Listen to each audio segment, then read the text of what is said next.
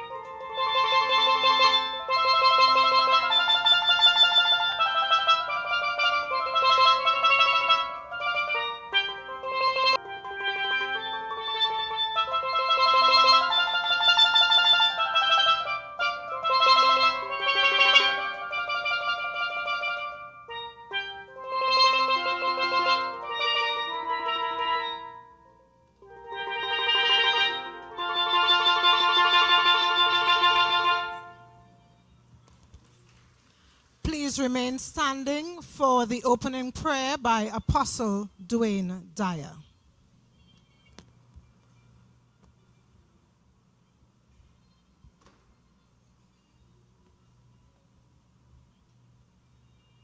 Bow our heads, close our eyes.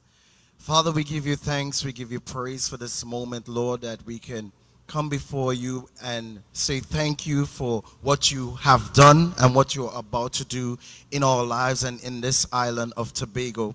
We pray, O Lord God, even as your word says, pray, thy kingdom come on earth as it is in heaven. Father, we pray that as your kingdom come down on earth today, even over the island of Tobago, we pray, O God, as your kingdom has love, so too let there be love.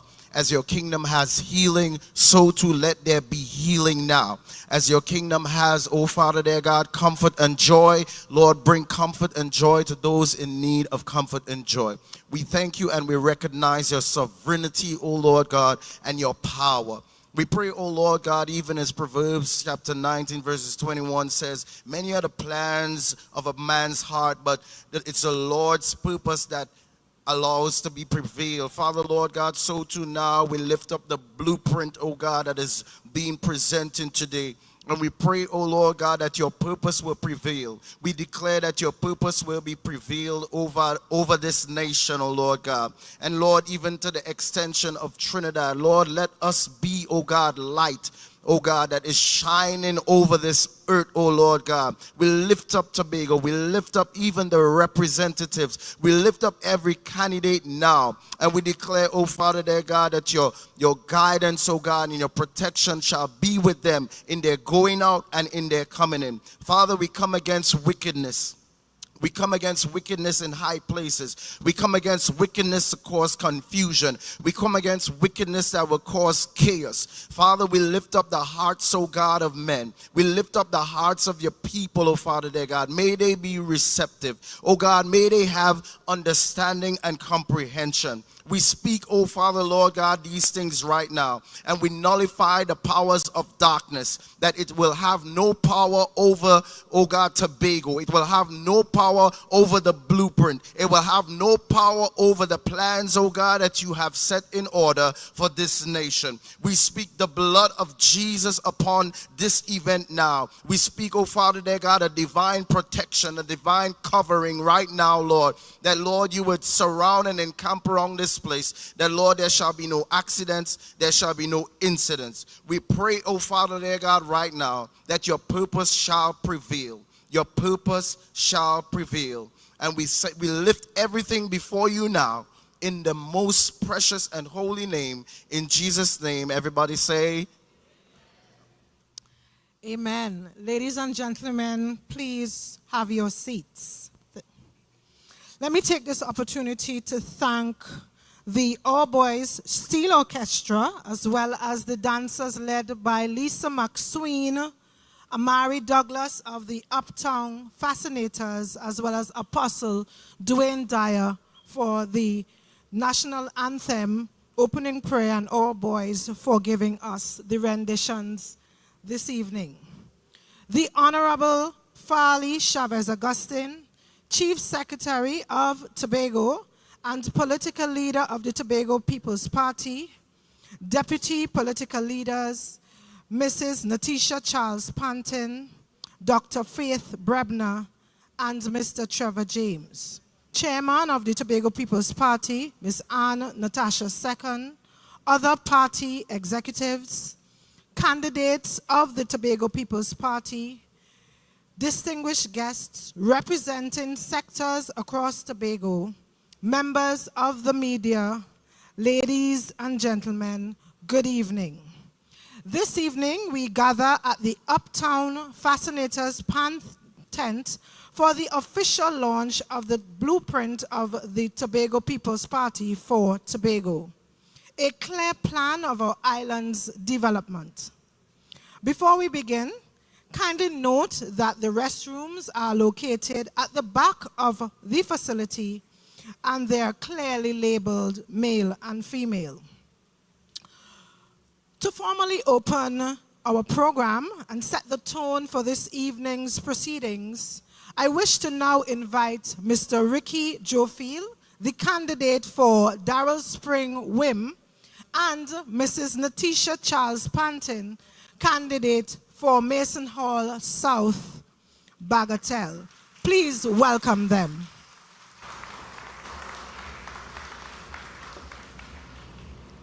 Ready?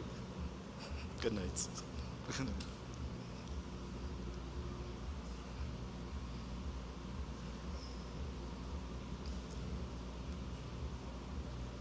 For generations, people of Tobago have nurtured a vision of an island that is self-sufficient, a Tobago that honors its ancestors while building a sustainable home for its children. This evening, our home, our 116 square miles of limitless beauty, our Tobago steps forward with purpose, not to complain, not to settle for what is easy, but to claim what is possible.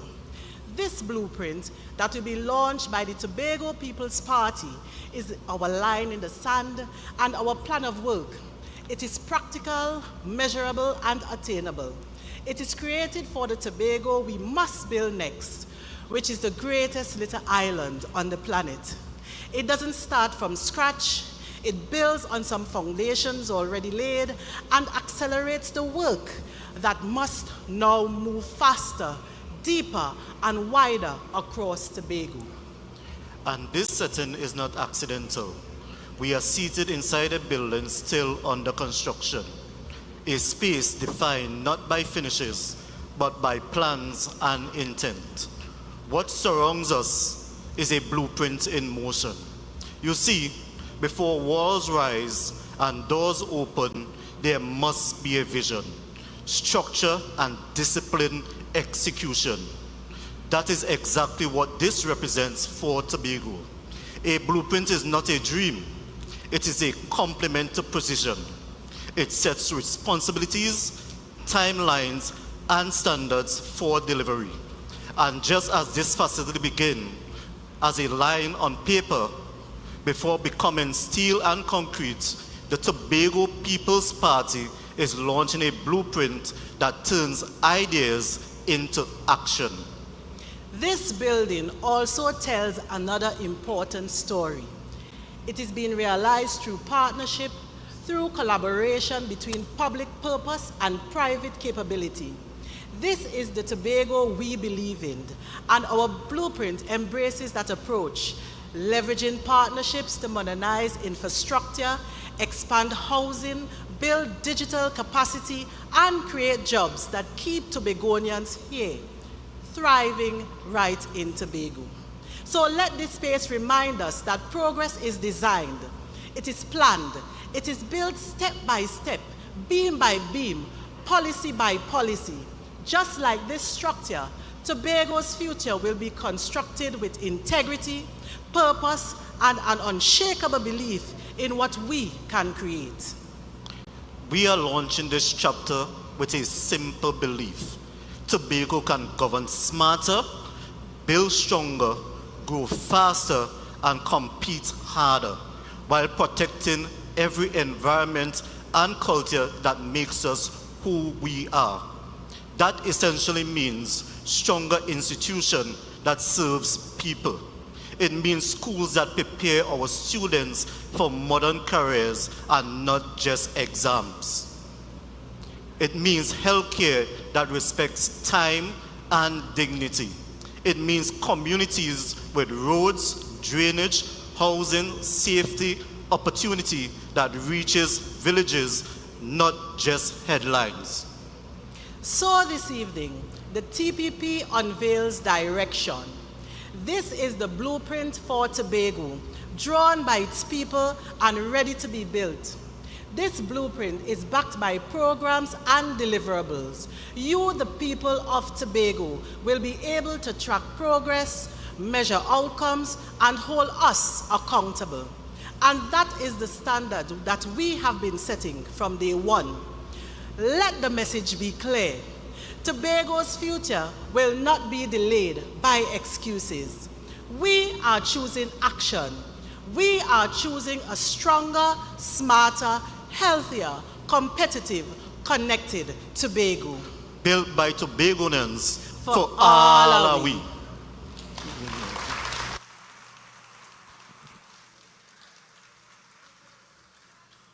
Let me take this opportunity to thank Mr. Ricky Joe Field and Mrs. Natisha Charles Panton for those fitting welcome remarks. And moving along into the program, I would now invite for a scorecard review. We'll now ask the Deputy Chief Secretary and the representative for Belgarden Glamorgan, Dr. Faith Brebner, to deliver the scorecard review, which is a critical reflection on our performance, accountability, and progress. Please welcome Dr. Faith Brebner.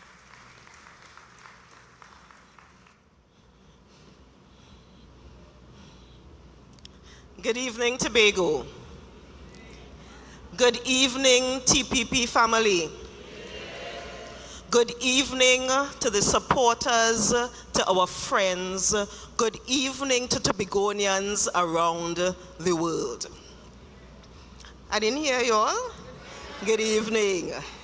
This evening, we are not here to start a story. We are here to continue one, because the truth is this. Our work to rebuild Tobago did not begin in 2021. It began in 2017.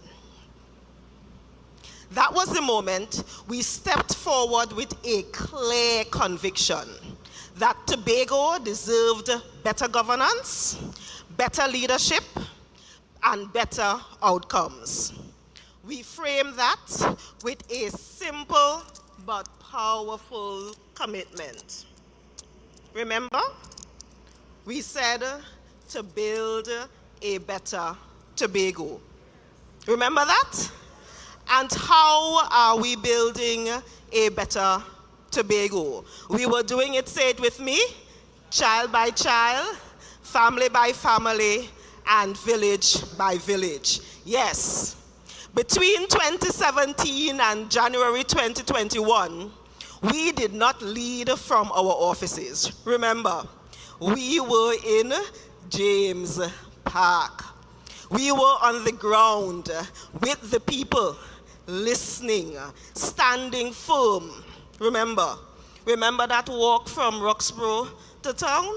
To shine a light on injustice, neglect, and the urgent need for change. And yes, we swam. To make it clear that Tobago no longer would be silent, no longer invisible, and no longer ignored, because leadership to us was never about convenience. It was about conviction. From 2017, we fought. Sometimes silently, sometimes loudly, to bring transparency, fairness, and responsibility back to the Tobago House of Assembly. We asked the uncomfortable questions. We challenged old systems. We refused to accept that the way those who were running it for the longest time was the only way. Because we were not afraid to ask for more. Tobago, that was phase 1. Tobago restoring integrity to governance. Then came January 2021. Remember, the people of Tobago spoke. The result was clear, 6 for us and 6 for them. And despite the equal mandate by the people, we were locked out of the halls of governance from January 2021 until December 2021. We waited, not because the people rejected us, but because the system delayed us. And still, we did not retreat. We did not sulk. We did not stop preparing. Then came December 2021. And with that, the people's mandate was finally allowed to take effect. That is when we entered phase 2. The phase of delivery, guided by the people's mandate that was given to the then PDP. The mandate was not just about paper, but commitments made to real people in real communities with real needs. Remember, the message at that time was simple. What was it? Larry, fix this. Larry, fix this. Not tomorrow, not someday, but now. So even before we go into talking about 2026 and beyond, it is only right that we tell the people where we are. And I want to do so honestly, clearly, and simply. I want to give you the scorecard. So let's talk about, before talking about that specifically, when you look back at that mandate, we had about 56 major promises. Of those, about 40 are in progress. As I said, we are going to be honest. One has been completed, and the others we are yet to start for several reasons. So let's talk about governance. Let's talk about governance. You're saying there, for some things, we are in progress. For others, we are waiting. We have, for the first time in a long time, having done an audit, a forensic audit of the THA. That was a difficult time for us. That was a difficult time because we needed to account to the people of Tobago. We need to show you the progress that we were making. And to do that, we acted. That forensic audit started with the roadworks and emergency works back in 2021. And in one of those programs, the auditor actually said to us, and I want to read it verbatim, it recommends to the THA that the amount of 103 million relating to 30 projects removed from the Emergency Works Program 2020 to 2021 with immediate effect. That single recommendation saved the Tobago House of Assembly $103 million. That is what accountability looks like. And let me add this clearly. This TPP administration laid the financial statements from 2018 up until 2023. And in January, dare I say the first or maybe the second sitting, the 2024 financial statement would be laid. The Tobago House of Assembly, the accounts of the Tobago House of Assembly has never been that up to date. We have, thank you. We have modernized how governments work. We now have the e-tender mechanism. We've begun the painstaking work to input data into our integrated human resource system. We recently launched the Safe Tobago app. And in 2022, we started with the Show Me a Road Tobago. You all remember that? You all remember that the app was so overwhelmed with public response that it crashed after a while? Tobago, that is because we were finally listening to you. Now let's talk about labor and public service. We said that long-serving workers deserved dignity and security. So in 2022,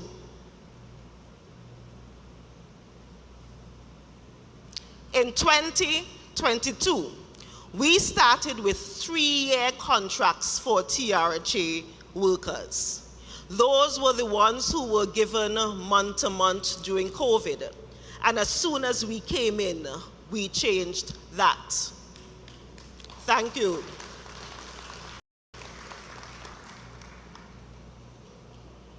In December 2025, we took the next steps. We issued letters of permanency to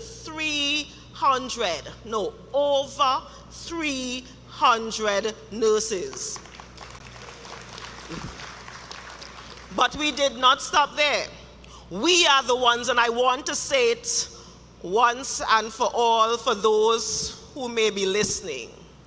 We are the ones who increased the wages for CPEP,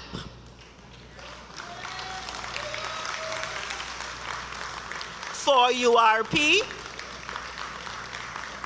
for the litter eradication program, because we want to ensure that our workers' living conditions are well. They now have paid sick leave.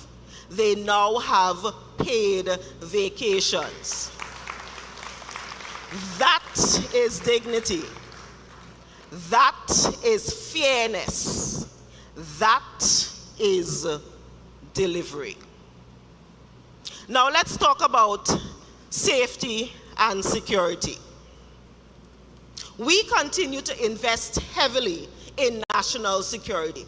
And let me be clear, national security is a sixth schedule item. It is not the responsibility of the Tobago House of Assembly. Yet, we continue to spend because Tobagonians deserve to feel safe.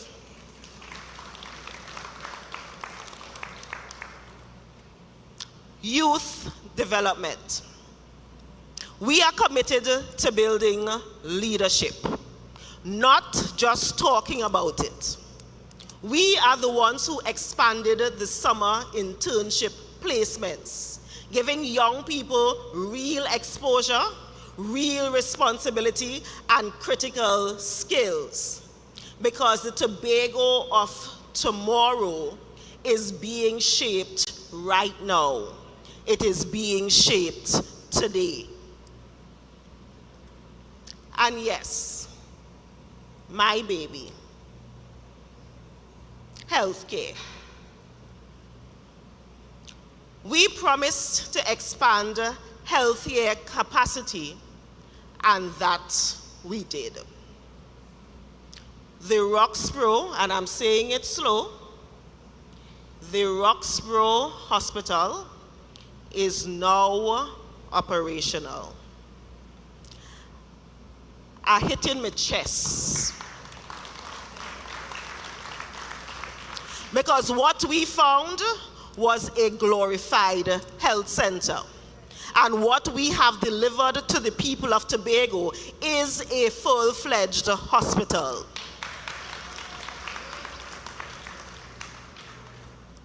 To the hundreds of people who have received cataract surgery, say it with me. I can see clearly now. And we have been screening a new set. So don't worry. Very soon, those surgeries will start. At the Scarborough General Hospital, we are redesigning the accident and emergency room. This morning, I was there visiting, ensuring that that was on progress. Because we want to ensure that we improve patient flow, dignity, and outcomes. And these works will be commissioned very, very soon. Give that a round of applause.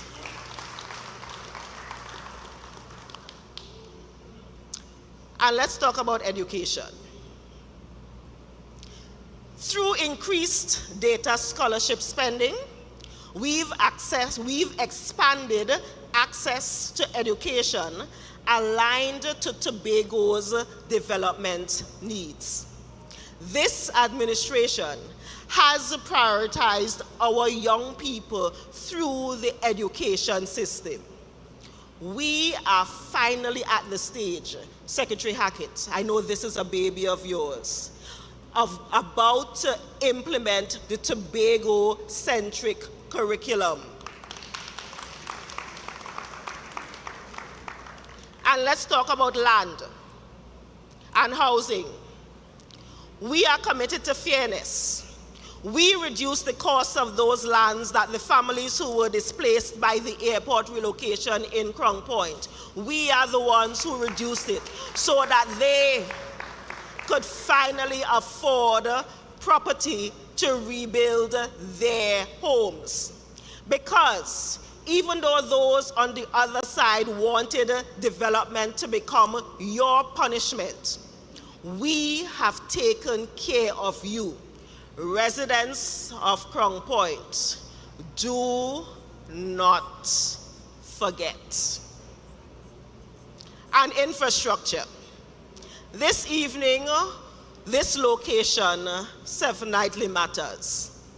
the Smithfield Collector Road is complete, and it represents one of the few construction projects where a whole new road was actually done. I know when Secretary James comes, he will speak about the others. Food security. Through TATCO and the Capital of Paradise, we are now earning foreign exchange when we sell fish. Our farmers now have a ready market for their products. And our mega farms are on the way.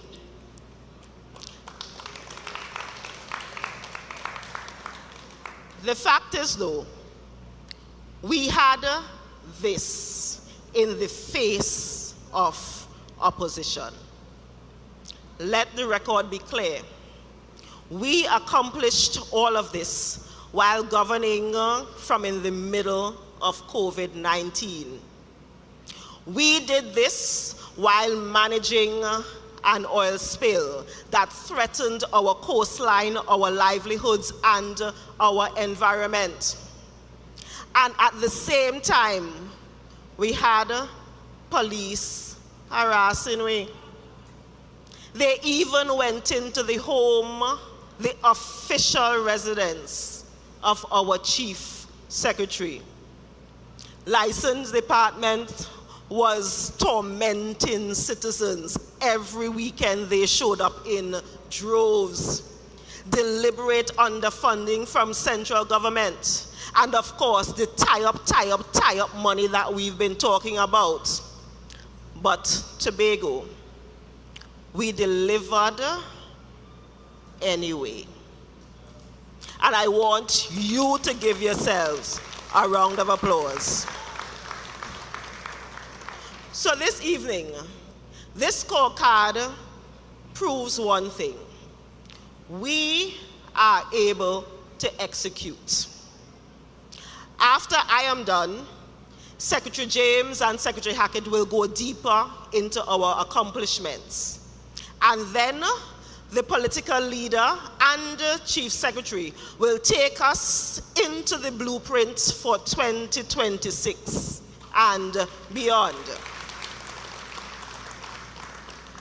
So Tobago, I want you to do this. I want you to choose who choosing you. Let me say it again. Choose who choosing you. I'm saying it one more time. Choose who choosing you. Now, when I say Tobago, I want you to say, is we. Tobago. Is we. Tobago. Is we. Tobago. Is we. And now, together, let us work hand in hand to truly make Tobago the greatest little island on the planet. Let us continue this construction. Because Tobago is what? Because what? Because what? Tobago is we. I thank you.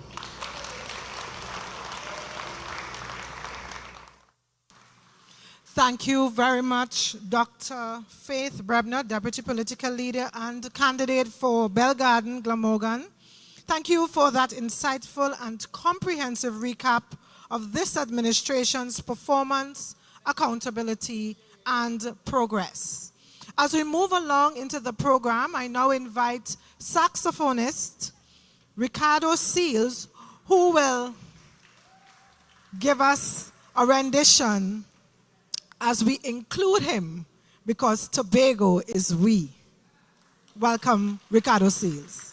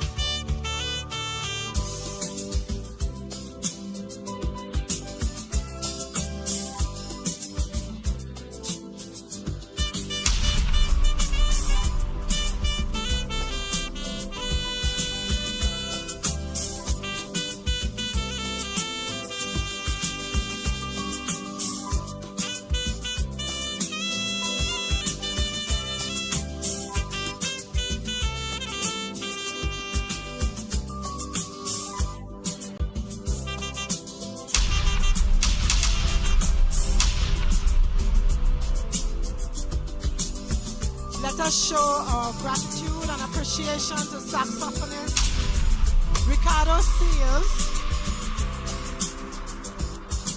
for his rendition of Bring Back the Old Time Days, and it reminds us of who we are as a people of Tobago. We are unique, we are special, and we are a talented people.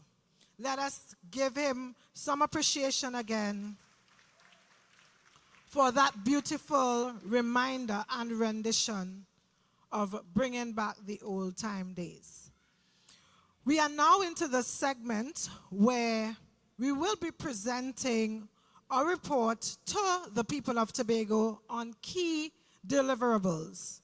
And this will be presented by Mr. Trevor James, the candidate for Scarborough Mount Grace. He's also the deputy political leader of the Tobago People's Party, and Miss Zorisha Hackett, the candidate for Bethesda Lescoto. Please welcome them.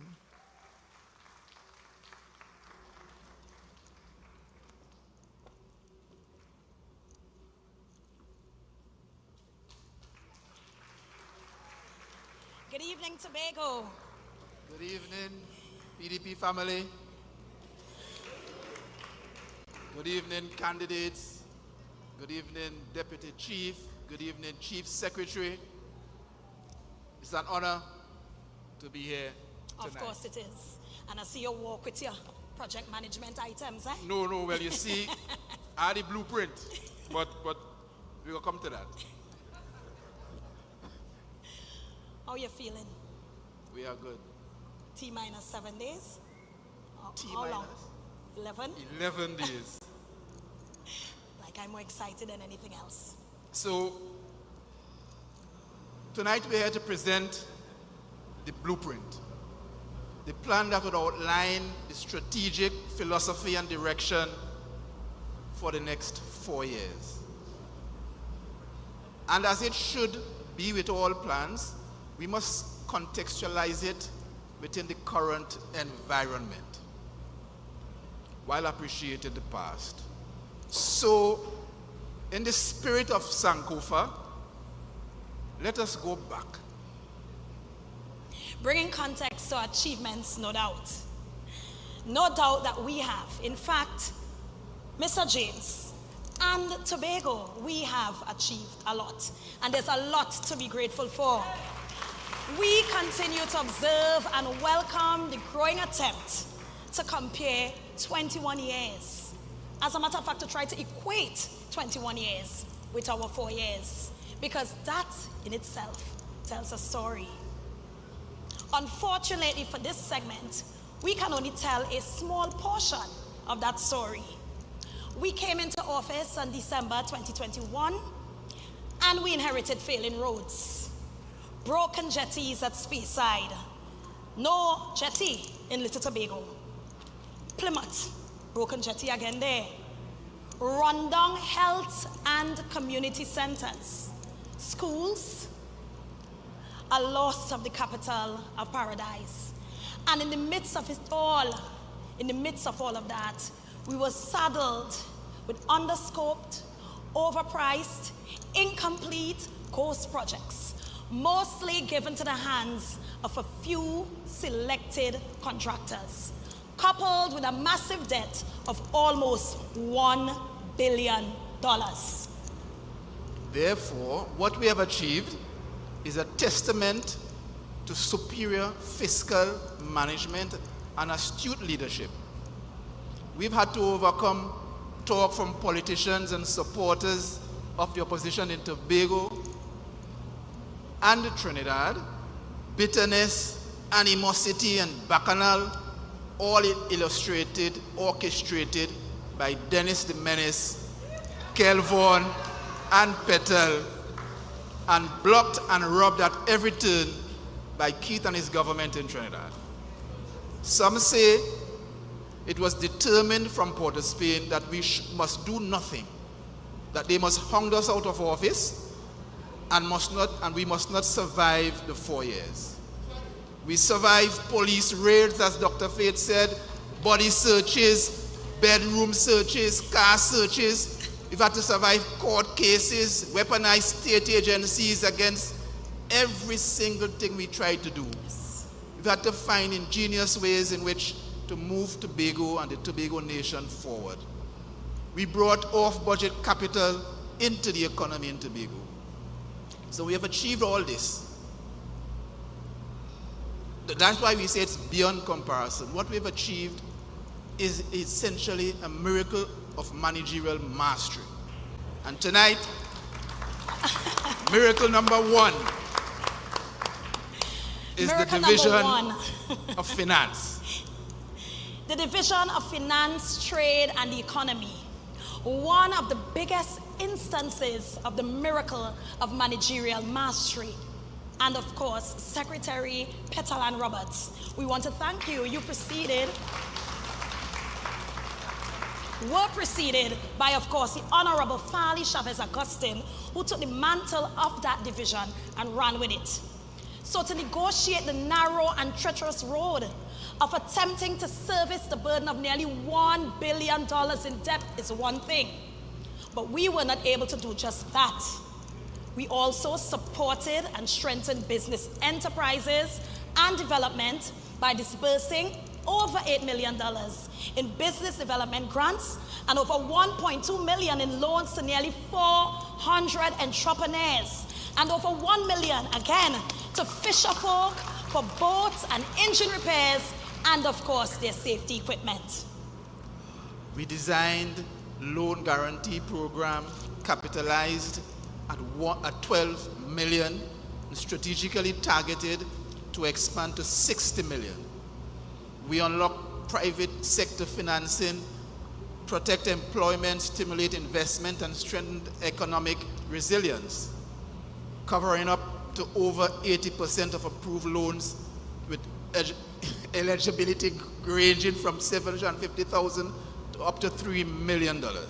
And we're only getting started with this division because we also designed the Tobago Development Fund to provide long-term investment, financing, shares and debentures, leasing and factoring acceptance of new securities. And of course, business development support, including product development, system strengthening, and market success. I think that's a very important one. We established the THA Contingency Fund in 2022. From unspent balances, 15 million of that was fund allowed for the immediate mobilization to respond to the oil spill. We also completed major upgrades on the Charlottesville Micro Enterprise Center, the roof that leaked from day one, the faulty plumbing and electrical, and work is currently being done on the other 4 across the island. We never got financial disbursements on time, but we were able to properly time central government and reduce our overdraft from 10 million down to 2 million. Over 400 million was strategically reallocated from recurrent expenditure and repurposed to impactful development on the island. Chocolate cake we made from limes. The implementation of the quarterly budgeting ensured timely disbursements to various divisions of the Assembly. We completed the outstanding audits left by the last administration, and we completed up to 2023. And as we look to wind down on this division, we have successfully secured 100% every red cent of statutory releases in fiscal 2025, including recurrent development program, URP, and of course CPP funding, safeguarding the Assembly's stability and operational continuity. Now when I say we're winding down, we had about 11 or 12 pages of achievements. But for this program, of course, we couldn't show off and put everything here on stage. But of course, located within our blueprint, you're going to see all the achievements of this TPP administration over the last 4 years. And so now we're moving into the division of health, wellness, and social protection. Miracle number 2, health services and medical access.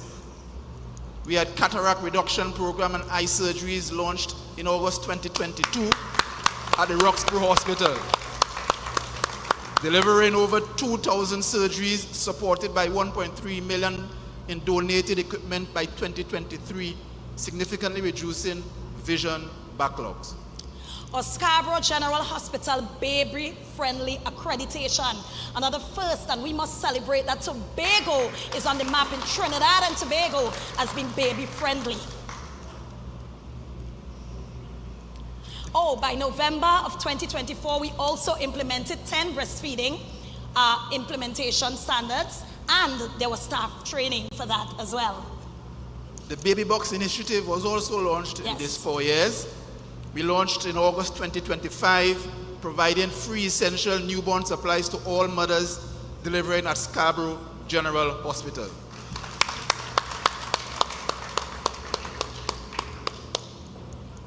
This is a big one. Nurses were made permanent. Over 300 nurses issued permanent employment letters in 2025, resolving long-standing contract instability. We also had economic and community support, REACH, as we call it, the grant program for businesses, financial support distributed to over 19 participants in business education training at June 2022.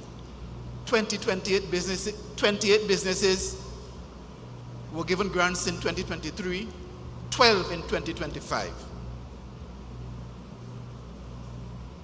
REACH business education training as well also was done in 2024-2025. I want to move on to disability inclusion and youth development. I think this is also major for the Division of Health, Wellness and Social Protection. And of course, we start off with Special Olympics initiatives. Hosted Tobago's first Special Olympics Family Health Forum in February of 2025. TechVox student participation in that Special Olympics, May 2023, and of course, May 2024. And representation at International Olympics in June 2023. There was also Christmas outreach, the elderly homes, December 2023 and December 24. And the division continues to really move on that word, inclusion. It's not only buzzword for them. Of course, many World Down Syndrome Day celebrations and inclusions, blood donation drives. The division also relaunched the Tobago Blood Donation Drive, that's a major one. Emergency preparedness and environmental health. And of course, you know, this is the division that moved us safely out of the COVID-19 pandemic. The Secretary of the Division chaired the CAFA meeting on April 2023, and PAHO and UNDP collaborations. Mass casualty training was held in August 2023. The Food Resilience Project discussion was done in May 2025. Shelter Management Workshop, December 2023. And the drive to remove derelict vehicles implemented in March 2024 as piloted by Mr. Sonny Craig. Yes. Of course, our usual white waste cleanup campaign launched September 2025, and with the Tobago Day cleanup as well. And of course, we recognize Robinson Day with major cleanups as well, an initiative founded by our Chief Secretary, Farley Augustine, in collaboration with our Secretary of Health, Wellness and Social Protection. Also, we launched the Green Bench Project, launched in 2023, promoting environmental health awareness. And we're going to end this division off by speaking to the public health education and disease prevention initiatives, mosquito and dengue awareness campaigns. We also conducted during awareness weeks and online campaigns annually, wellness training and outreach, of course, men wellness initiatives hosted throughout the year, International Nurses Day and Midwives Day observed annually, International Day of Peace activities observed annually as well, trafficking in persons training conducted, and of course, protocol and diplomatic training for staff. So all this was done under the Division of Health and Wellness. And of course, we can't forget how safe our carnival has been. And that was delivered for the first time in 2023 and covered by the Division of Health. So we are the safest carnival ever held in Trinidad and Tobago.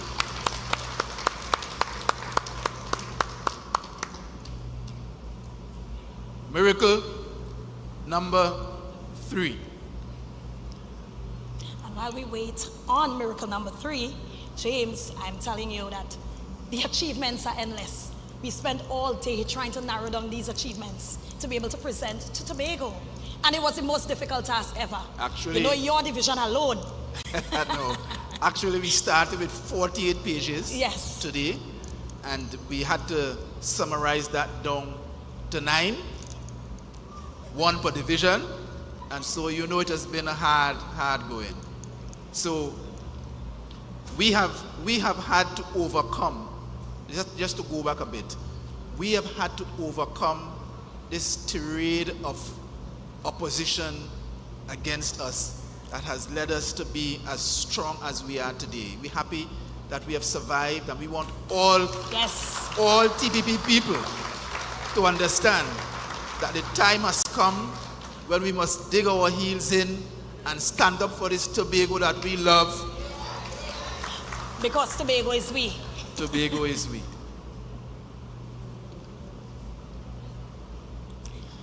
The Division of Community Development, Youth Development and Sports. The key achievements for 2025. 21 to 25. 2021 to Yes. 2025. 1, the community infrastructure and recreational facilities hard projects. We fully upgraded and completed the Collar Hall Hard Court, give a hand for Collar Hall, Montgomery Hard Court, Wim Hard Court, in that facility that has been there building for the last 2 decades probably. Speyside Hard Court, Shaw Park Hard Court. Major upgrade works are ongoing with construction actively progressing at Shaw Park. We install LED mass lighting at the Louisdor Recreational Grounds. Resurface and lighting upgrades executed in partnership with the Division of Infrastructure, Quarries and Urban Development at the Mongrace Recreational Grounds. Electrical system assessments and upgrades are ongoing at multiple community centers and recreational facilities across our beloved island. The community development programs, the SORF projects. Centenarians Appreciation Program, the CAP. We retooled and revitalized program phase 4, vocational skills and handicraft training program, back to school voucher distribution program, and under sports development programs, we had the sports camp program annually over the last 4 years, approximately 400 campers per year over the last 4 years. Yes. Multidisciplinary sports camp annually, approximately 300 children per year over the last 4 years. Talent Identification in Schools program, which is the identification and assessment of athletic talent among school-age children, was also a success. As we know, Speyside has been featuring very heavily in Tobago in the last 4 years. The Chief Secretary T10 Blast, the Dream 11 T10 Blast, Under 16 Global Cricket International Youth Tournament, all held in Tobago. The Tobago Sports Survey island-wide data collection exercise also completed to inform sports planning and policy. And of course, a Special Olympics engagement and support for Special Olympians, athlete participation and family engagement initiatives. Youth development programs held under the Division of Community Development, Youth Development and Sport.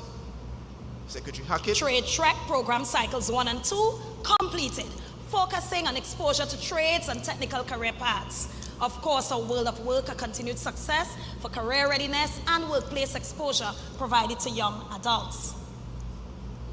International Youth Day was observed island-wide. Youth Center engagement programs also undertaken. For Skills Success program, life skills and employability training delivered to youth participants.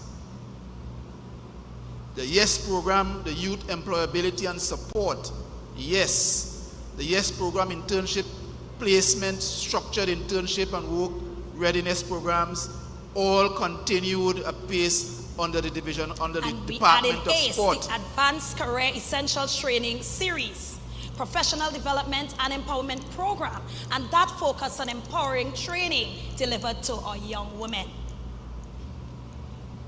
Community and sports sector support. Partnerships With sporting organizations and community groups. There was also support for youth clubs and community organizations, and several organizations truly benefited from the division of ComDev, Youth Dev, and Sport. Let's give a round of applause for youth, sport, community development. As we move on to miracle number 4. Yes, number 4. And I want to say that this could have gone on for 2 hours. So the small delays that you might see now, take it in stride. We could be here all night. Who do you think is coming next, education or works? No, I think we will save the big ones for last. So we still have the division of food production. Yes. As you know, food production has been a big thing for us. We've been trying our best to increase the production of food to reduce the reliance on imports from Port of Spain.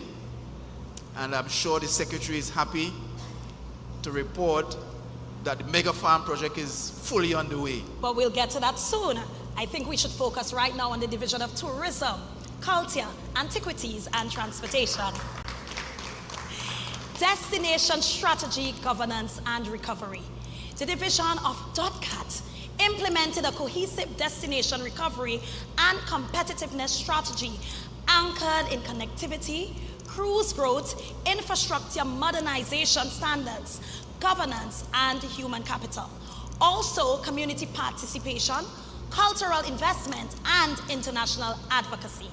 The division conducted over 200 stakeholder engagement and hosted the first tourism workers town hall with 100+ attendees.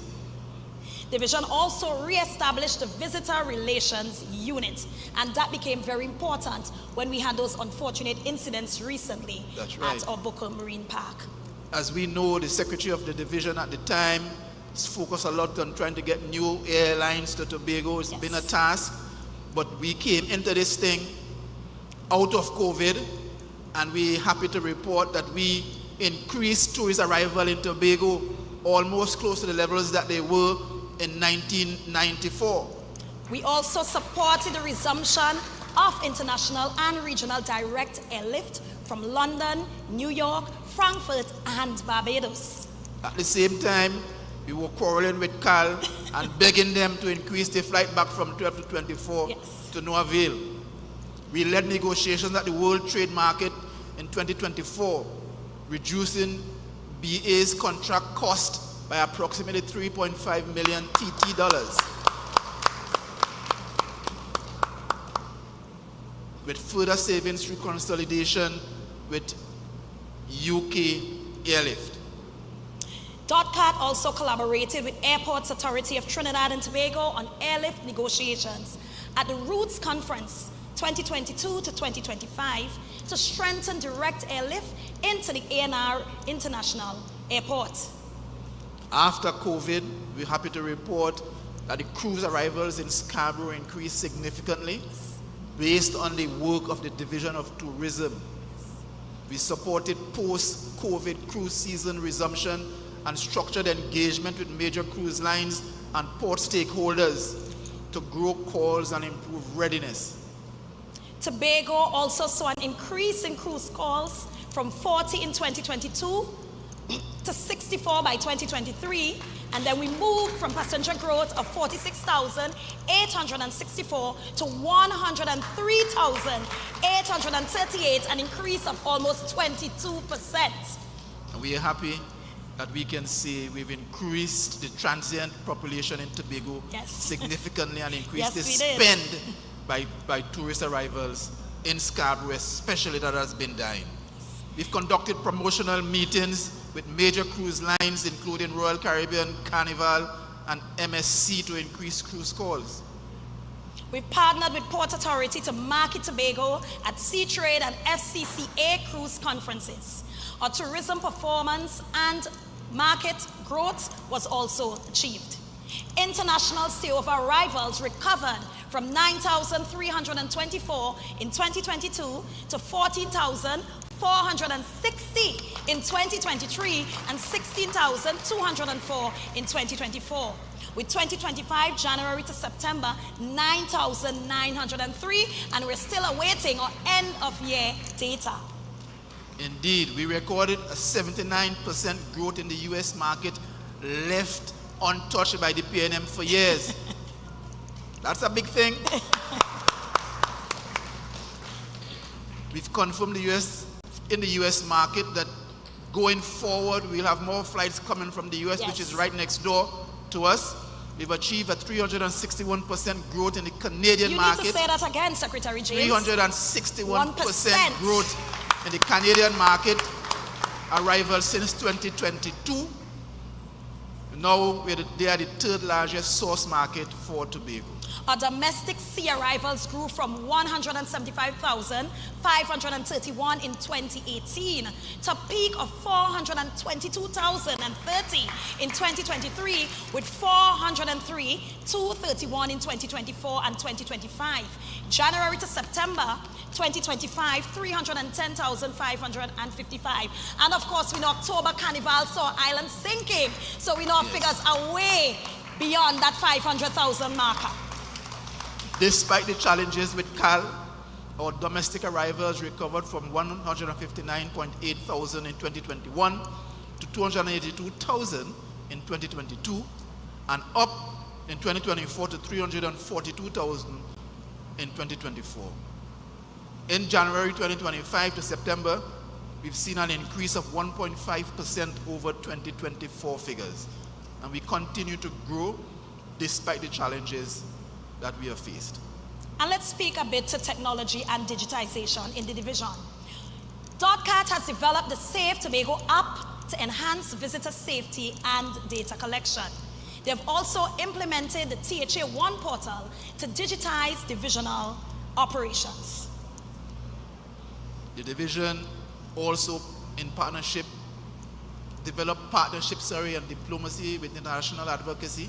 We've delivered over 150 media engagements across print, TV, radio, and online, supporting destination marketing and visibility. DotCat has also elevated Tobago's regional influence through representation at CTO, Council of Ministers meeting, OAS, High-Level Policy Forum, State of the Tourism Industry Conferences, and of course, tourism resilience engagements.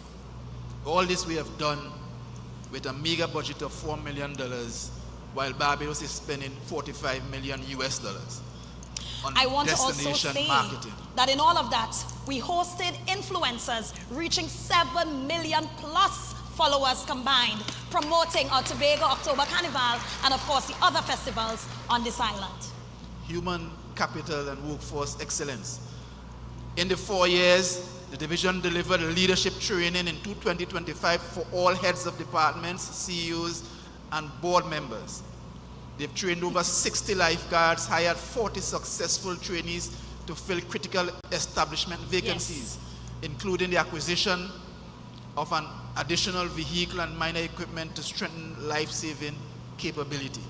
The division has also hired 64 daily rated employees to fill vacancies and updated the permanent list, covering 3 outstanding periods spanning 10 years. And I think that's a major one. Youth tourism and community tourism empowerment. The division delivered the youth in tourism programming, including virtual summer awareness, regional summits, tourism quiz, and essay competitions, and primary school summer programs, building the foundation for a new tourism sector in Tobago going forward. Yes. Achieved CTO regional competition results, 2022 winner of the Junior Minister of Tourism title in the Cayman Islands, 2023 third place regionally, 2024 second place regionally, and of course 2025 winner, Junior Minister of Tourism there in Barbados. DotCat DOTCAT has also created a scholarship program and pursued partnership with NESC to support hotel facilities, management, students, and they've done that in November 2025, just recently concluded. The division also created a Junior Tourism Ambassador program to engage youth in public awareness and marketing campaigns. They've completed consultations for the redevelopment of the Strawberry Beach facility. Yes. We know that the URP went down there and did a lot of work on the beach. They have designed that facility and we hope to go out to tender in 2025, 2026. Implemented a sustainable community tourism grant program, allocating 4 grants of $50,000 each in new community tourism initiatives across Tobago. And finally, the division deployed open public Wi-Fi, at Fort King George, at Flagstaff in Charlottesville, at Pigeon Point and Store Bay in Crown Point. The project cost was $140,000 with the expansion plan for fiscal 25-26. Infrastructure and site modernization also occurred under the division. They delivered infrastructural works valued at over $52.6 million, including general repairs and renovations to roofing, security, signage, upgrades across major heritage sites, beach facilities, monuments, and visitor locations. Now, this is very important if you're building the tourism sector. These excursion sites are critical to where we will make money down the road. Yes. We've also delivered major capital projects, including retrofitting Shore Park office space for Culture and Antiquities departments, phase 1 of the Home of Blue Food Development, and that's a big one. We were able to utilize it this year. Phase 1 of the Scarborough Beautification Initiative, the Charlottesville Jetty upgrades in collaboration with DIQUD, opening of the Manta Lodge Hotel, that's a big one, renovation and upgrade of our beloved Pigeon Point Jetty, restoration of Fort King George Lighthouse, clearing of the Cove Heritage Park, and of course, our Swallows vendor booths. Power to the URP. Cultural events and orange economy investments. The division invested over $50 million in the orange economy through cultural production, festivals, creative sector support. They launched and executed, I want to talk about this one, the Tobago October Carnival, one of the biggest accomplishments of DOTCAT over the past 4 years. From surpassing 100,000 total visitor and spectator numbers over the 4 years. And we had a really pompous season, Megan? This year. We brought Carnival back to Scarborough, back to the city as we try to redevelop Scarborough to what it should be.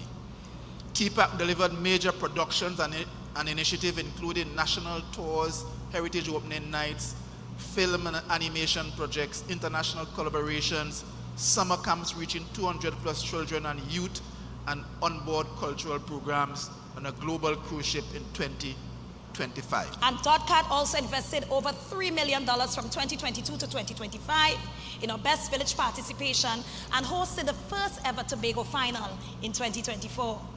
Supported pan and culture throughout the island, 500,000 to a steel pan sponsorships here, and of course 1.5 million invested in cruise welcomes, plus over 1 million in support to cultural groups and exchanges. The division supported Castara's UN Tourism Best Tourism Village initiative, including application support and participation at the awards ceremony in Italy. Castara, as a tourism destination, is one of the unique best sites in Tobago that we must continue to support. And I'm seeing we're still going on there, but Secretary James, because time is of the essence, I'm going to ask for us to move into. We can jump to, it's to endless, miracle and number we will be 5. here all night. So as we await miracle number 5, Secretary Hackett. Yes, we do. The Division of Education, no doubt, will be miracle number 5. Let's wait and you see. You can speak to that. Yes, I can. Even impromptu. Of course I can. And you can speak to the Division of Works, even impromptu. One can try. One of the biggest programs that the Division of Tourism initiated of course, is the Tobago-centric curriculum. And this is Division critical. of Education. in Division of collaboration. Education. Yes. This is critical for Tobago going forward. We have been at a place where I remember some child in Charlottesville not knowing what a deer was, but that was a standard 5 SEA question. And we must get to the place in Tobago where we love our own, and how we can test our own, and how we can grade our own, because we are Tobago, and Tobago is? We. And so now we're going to jump right into the division I led for the last 4 years, the Division of Education, Research, and Technology.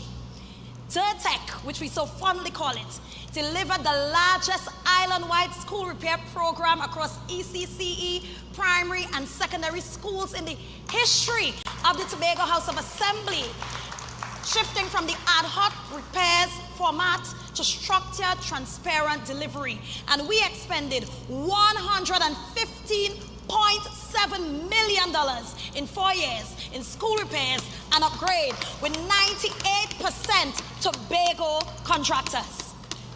Major projects completed. We had the user brief for that $65 million Tobago Special Education Campus, and so in a new term, we're going to start that campus up there in Signal Hill, full speed ahead. Site has been identified, as I said, in Signal Hill. A contract has been awarded, and we're now going to speak to the Corland ECCE, contract awarded there, and of course, we're going to start that with expected completion in 6 months. We introduced a new comprehensive approach to psychological, social, and academic intervention and support across all schools, including anti-bullying, grief support, behavior intervention, and resilience programs, with special emphasis on violence, bullying, self-harm, and substance abuse, supported in collaboration with the protective services. The Division of Education expanded and optimized financial assistance to students, strengthening student success tracking and program accountability. Before, we invested over $2.6 million supporting books, supplies, uniforms, and glasses for students across ECC, primary and secondary schools. And over $20 million to tertiary students aligned to Tobago's development. That is a big one. It's the most we've ever invested in tertiary education assistance on the island of Tobago. What was the allocation? $500,000. Miracles we are working. Several extensive programs geared towards learning, recovery, and academic enhancement, curriculum assessment, and performance improvement. The division delivered a structured remedial enrichment and assessment-driven interventions, implemented the Tobago District Assessment for Standards 2 to 4, and introduced diagnostic testing in creative writing, English language arts, and mathematics. Implemented the Tobago District Assessment for Standards 2 to 4. With testing in creative writing, English language arts, and mathematics. We developed and advanced the Tobago-specific policy and program frameworks, and these were not in existence before the TPP started pushing initiatives through policy creation. Online education policy, project impact policy, community impact, Tobago-centric curriculum, early childhood care, maxi-taxi concessioners policy, nutrition, Teaching Service Commission and HR Task Force policy, multicultural policy. We strengthen the art and creative expression of Pan in Schools curriculum, the first of its kind, the Rhythm of the Isle Tobago Steel Pan Ensemble Festival, the first of its kind, and of course we revitalized the Maypole Festival. And thank you, Auntie Annette, for allowing us to understand that our culture needs to be pushed through education. The division also focused on technical and vocational skills development, revitalized the Roxborough Trade Center as a modern skills development hub, expanded technical vocational and life skills training aligned to labor market needs.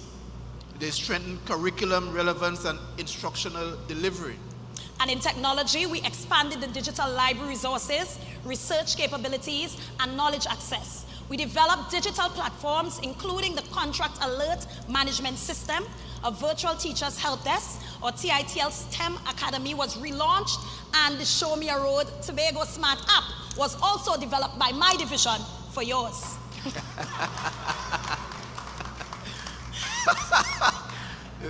Tobago Information and Technology Limited continues to support the ICT applications across the entire assembly. We were the first to use them, obviously, alongside 24-hour call center that dealt with over 24,000 emergency calls and alerts.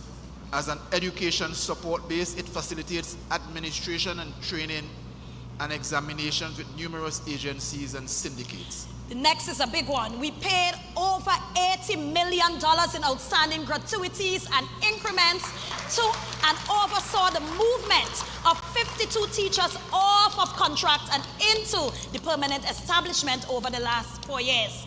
Yes, 52 teachers, 52 families now touched and have a secure future under the attack and under this TPP administration, because Tobago is we. And I can say Secretary Hackett received no gratuities for the time she was a teacher. Our Chief Secretary also did not receive any gratuities. But we'll take care of ourselves after.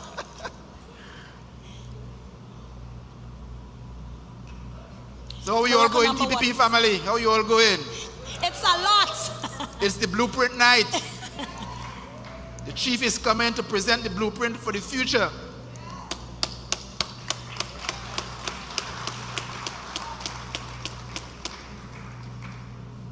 So see, this is why it's important to go back before we go forward. Yes.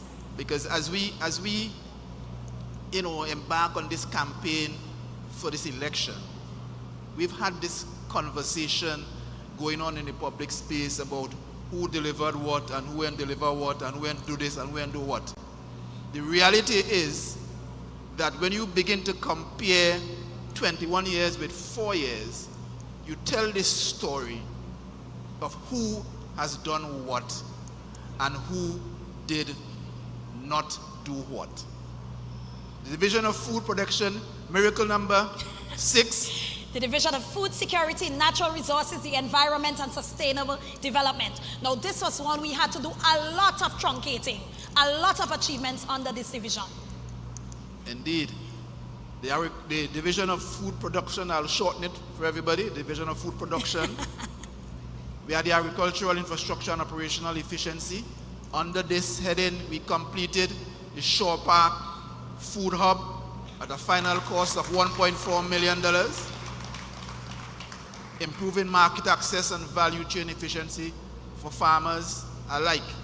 We completed repair works to worker facilities at Studley Park Nurseries at a cost of $359,000, upgraded the Barbados Bay Fishing Facility at a cost of $1.5 million. Completed phase 1 of the Parlatuvier Fishing Facility at a cost of $800,000+. Constructed and upgraded livestock pens at Louisdor Demonstration Center, Charlottesville Breeding Unit, and Hope Farm. Executed emergency sargassum cleanup across 5 beaches, removing 12,850 cubic yards in 11 days at a cost of $963,000. We all understand what that sargassum does to our coastlines. Rehabilitated 15 agricultural access roads, 15, covering 2.3 miles at Belmont Road and Mount St. George to Goodwood at a cost of $11.3 million. We repaired and upgraded multiple fishing facilities across the island, including Roxborough, Buku, Culloden, Charlottesville. A lot of fishing facilities were upgraded. We completed repairs to the Bloody Bay Rest Stop and the Scarborough Abattoir. For a long time, that abattoir was closed down. Major, major accomplishment. Refurbished the Botanic Station to house the Tobago Reforestation and Watershed Rehabilitation Company. Procured agricultural machinery, including tractors, excavators, trucks, and equipment valued at $6.6 million, reducing tractor service backlog from over 300 farmers from 2022 to fewer than 10 by 2025. Who remember how long you had to wait by tractor pool to get a piece of tractor to plow your land? 10 years you had to wait. The division installed 2 meteorological stations, one at Roxborough and one at Culloden, distributed 90 smart self-watering units to 57 schools to introduce modern agricultural techniques to the next generation.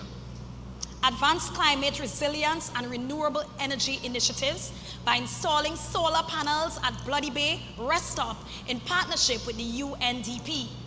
Implemented solar energy systems at multiple schools across the island, including Speyside High, Charlottesville Methodist, Scarborough Methodist, Signal Hill Government, Castara Government, and Bishop's High School. Integrated renewable energy solutions to support disaster preparedness and climate resilience. Let's hear it. Division of Food Production strengthened the human and social development programs. They Paid outstanding wages and increased remuneration for reforestation workers, and that's a big one. And of course, the development program staff. That's a big one. Implemented salary increases across multiple forestry, cocoa rehabilitation, and access road programs. Expanded the community care program through TADCO, integrating local agricultural produce and agro-processing goods. Division partnered with the Division of Health, Wellness and Social Protection to deliver holistic community care with health monitoring.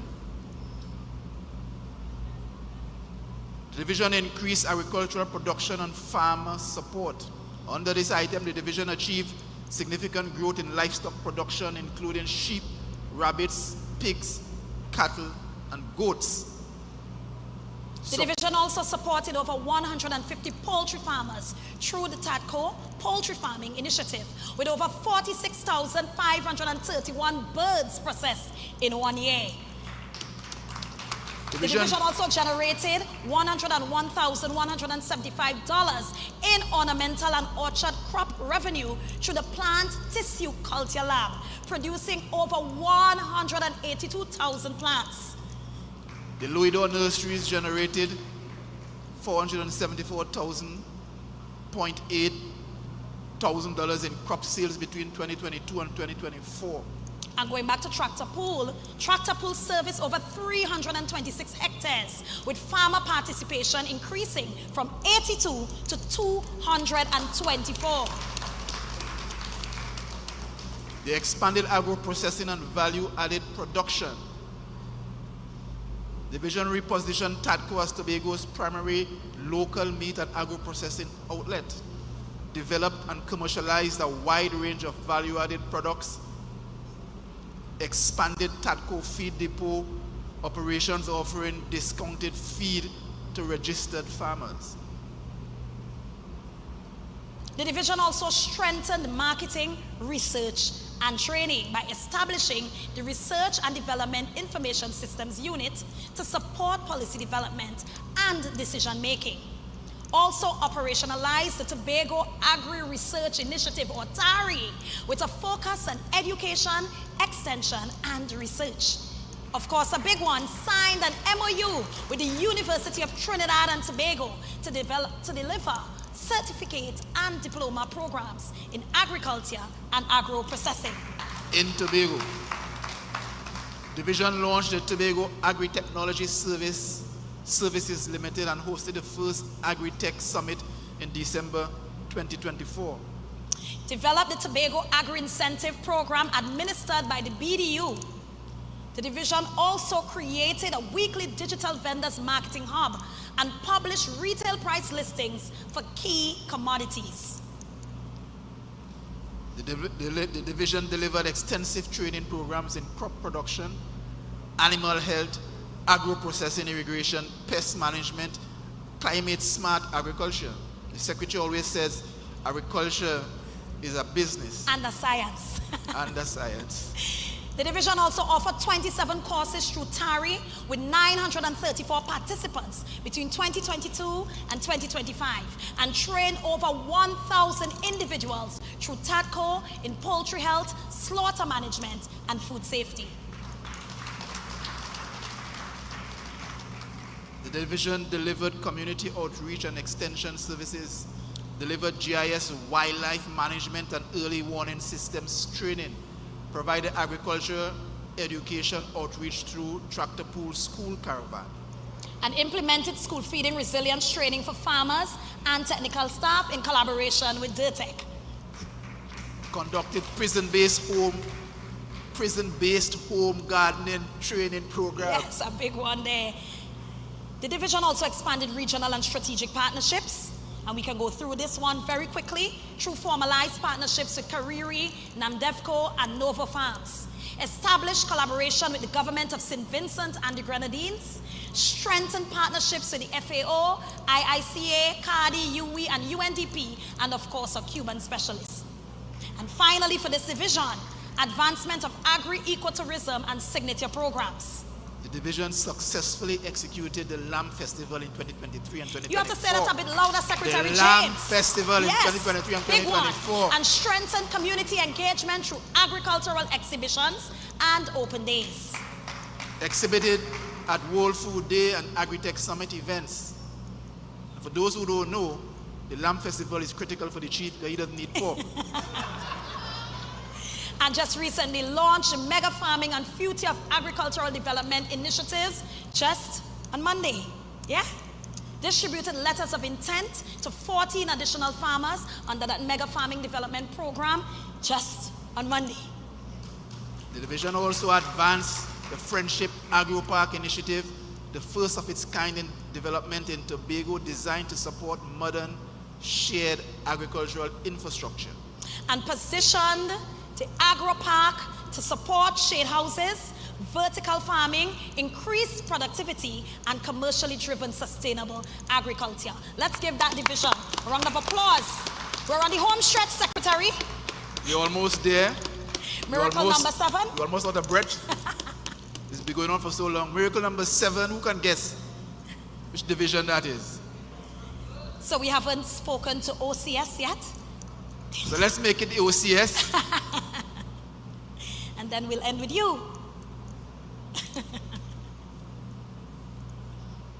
So let's bear in mind, TPP people, Tobago at large, we are doing this exercise. This is a first in politics in Tobago. And as I said, we're here for a while, but this is us truncating pages of accomplishments. I didn't even speak about our upgrades to the Kendall Aquatic Facility or the completion of that WIM Youth Facility, now to be called the Melva Joe Field Youth Hub. Over Kelvin's dead body. Yes, That's what you say? Yes, yes. We'll speak to that on the campaign trail tomorrow night. Office of the Chief Secretary. The Office of the Chief Secretary, headed by the Honorable Chief Secretary of Tobago, launched the Public Officers Subsidized Housing POSH program in 2025 with an aim to distribute land or housing units to at least 100 public officers annually. Successfully distributed the first 100 residential lots from under this program as well, and I think that's a major accomplishment, and our Chief Secretary understands the value of housing and property for us as Tobagonians, because Tobago is we. Paying tribute to the Tobago middle class. Yes. OCS also partnered with the Telecommunications Authority of Trinidad and Tobago to deliver fiber optic infrastructure from Parlatuvier to Lansamy, and that's a major one. We now have better connectivity up there on the northeast. Granted a lease of the seabed to Digicel and partners to facilitate the installation of Tobago's first independent submarine telecommunications cable, another major one as we seek to improve digitization and digitalization and digital transformation here in Tobago. And I know the member for Lambo Lawrence was at that beach the day when Digicel came ashore. They achieved redundancy in telecommunication infrastructure. This is important. Significantly reducing service interruptions previously linked to Toco-based major one. Outages. Major one. OCS also modernized government procurement and digital governance. And that was done through a rollout of cross-THA electronic tendering system through the e-tender platform, a first of its kind. In the country. In the country. Also standardized and digitized procurement processes across divisions to improve transparency, efficiency, and accountability. OCS strengthened emergency response and national resilience. Yes. through establishing the new CERT facilities in Speyside. Also launched CERT 1000, creating a trained reserve of 1,000 Tobagonians on call to respond to any major emergency. They coordinated a successful national response to the largest ecological disaster. James, we had to say this one again. This was a big one. The oil spill. Yes. The largest ecological disaster in Tobago's modern history. Yes. The oil spill. And the Chief Secretary managed that himself personally, from the front. day and night. Introduced drone technology to emergency response and land management operations, enhancing surveillance, assessment, and rapid decision making. OCS assigned the first new fleet of emergency vehicles to TEMA in over a decade. The first in over a decade. The advanced agricultural and strategic land development strengthened institutional operations and workforce efficiency. They facilitated the return of workers to the Hochoy Charles Administrative Complex at Calder Hall. And named the facility the Hochoy Charles Administrative Complex. This is critical because this building was under construction for more than 5 years. Yes. And we had to come and finish it. The Office of the Chief Secretary performing for you as never before. I can't say performance beyond compare, that's your slogan. Are we on miracle number 9 yet? Miracle number 9. Are we ready for the big one? The Division of Infrastructure, Quarries, and Urban Development. Dr. Faith spoke about the road adjacent to where we are. That was the first big project that we did. In how many days, James? Completed in 19 days. 19 days. With much opposition, even from school teachers. I and all oppose you. But we completed in 90 days. But the critical thing though, is that the opposition in Tobago had that project estimated for $40 million. Wow. We came in and we completed it for $19 million. 19 with 19. $19 million in 19 days. So the Division of Infrastructure, Quarries, and Urban Development is positioned to supply the built infrastructure to support and enable the complete socio-economic transformation of this 116 square miles we call Tobago. The division set up for the first time a project management office which allowed us to never hire a consultant from Trinidad. The unit was responsible for planning and execution of all the works carried out, whether in-house or contracted out through the division.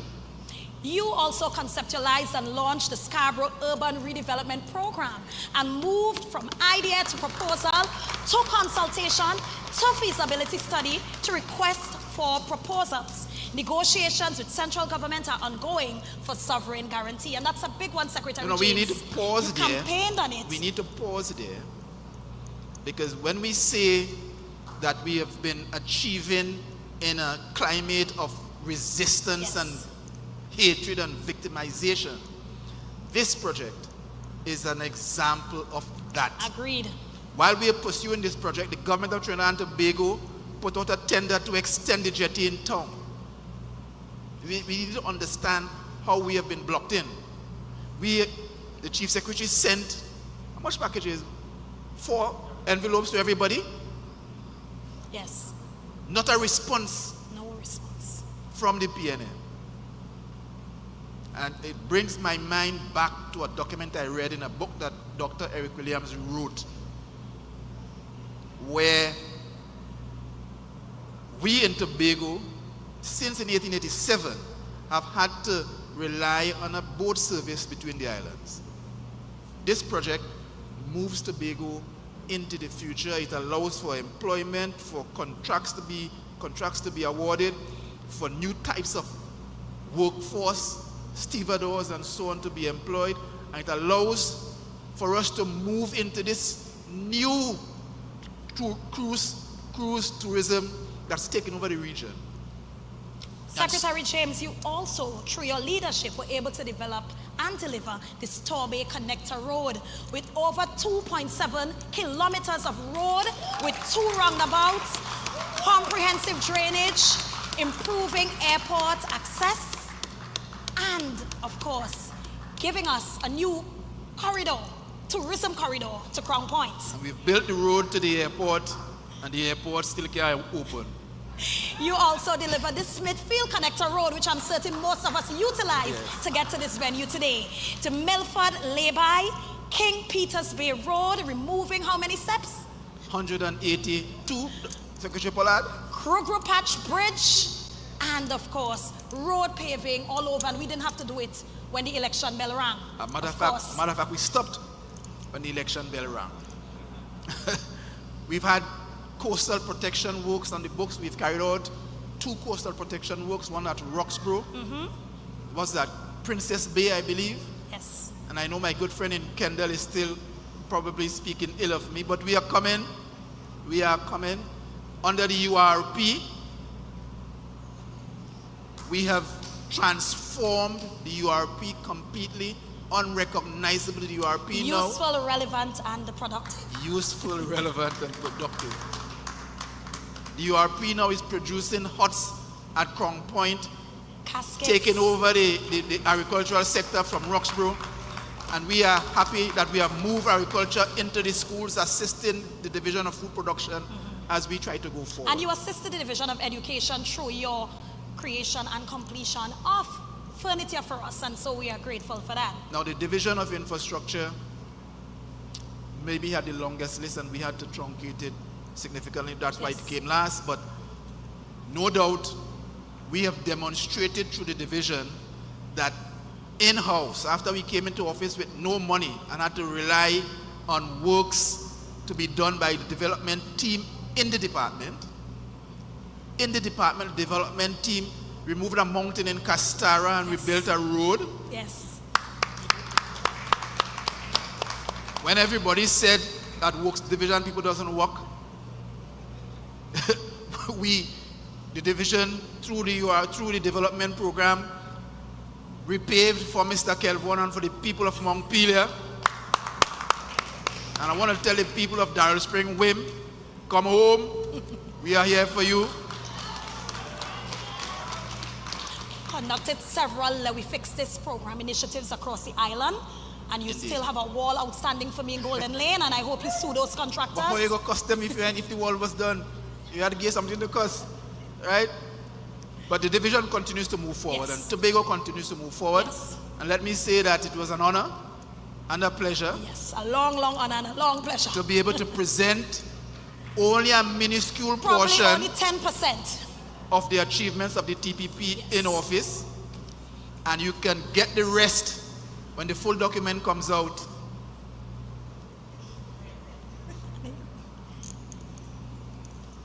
You can get.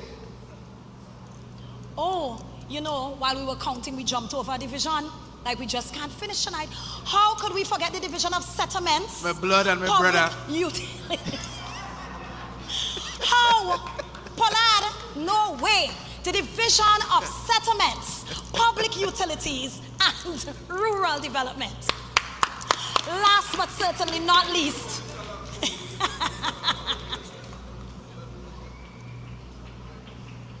the secretary knows that he has to give houses, he has to deliver houses and service lots. Yes. Through the Division of Settlements. So there's no need to threaten. We will come to you, just as the public enjoys some of the visuals from the Division of Works. Yes. Division of Settlements, Public Utilities, and Rural Development, headed by the indomitable, unmovable Secretary Pollard. And they took away my Assistant Secretary, Orlando Kerr, and sent him over to that division, and he's been doing wonders over there. So congratulations to the dynamic duo. The Division of Settlements expanded access to safe, affordable, and adequate housing. Under this heading, they distributed over $21 million in I find you financial. giving me that figure. $21 million. $21 million in financial assistance through the Home Improvement Program. And of course, this benefited more than 1,600 households across the island. This was done in year one of coming into office. Clear the backlog that was there languishing by those who we shall keep not the money name. and I'll give the people the money. Division delivered assistance through the HIG grant, the Home Improvement Grant, and subsidies, and the Home Completion Grant programs, the beneficiary owned land programs, and approved hundreds of applications annually, and conducted extensive site visits to improve habitable living conditions for vulnerable households. This division also executed large-scale check distribution exercises to ensure transparency and timely access to this support. The division implemented targeted social intervention and housing support, conducted social intervention site visits, and addressed unsafe and substandard housing affecting vulnerable population.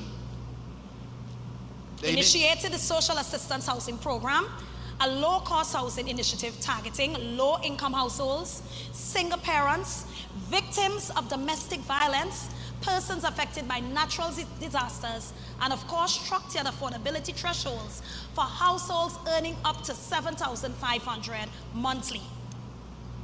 They implemented the Sharp Home Pilot, and I want to say we set the foundation and they showed Tobago the intent of where we want to go under the division by building that unit in Bonaccord for that first participant. I think was a not a blind but a visually impaired person, and free of charge on a vacant lot in Bonaccord development.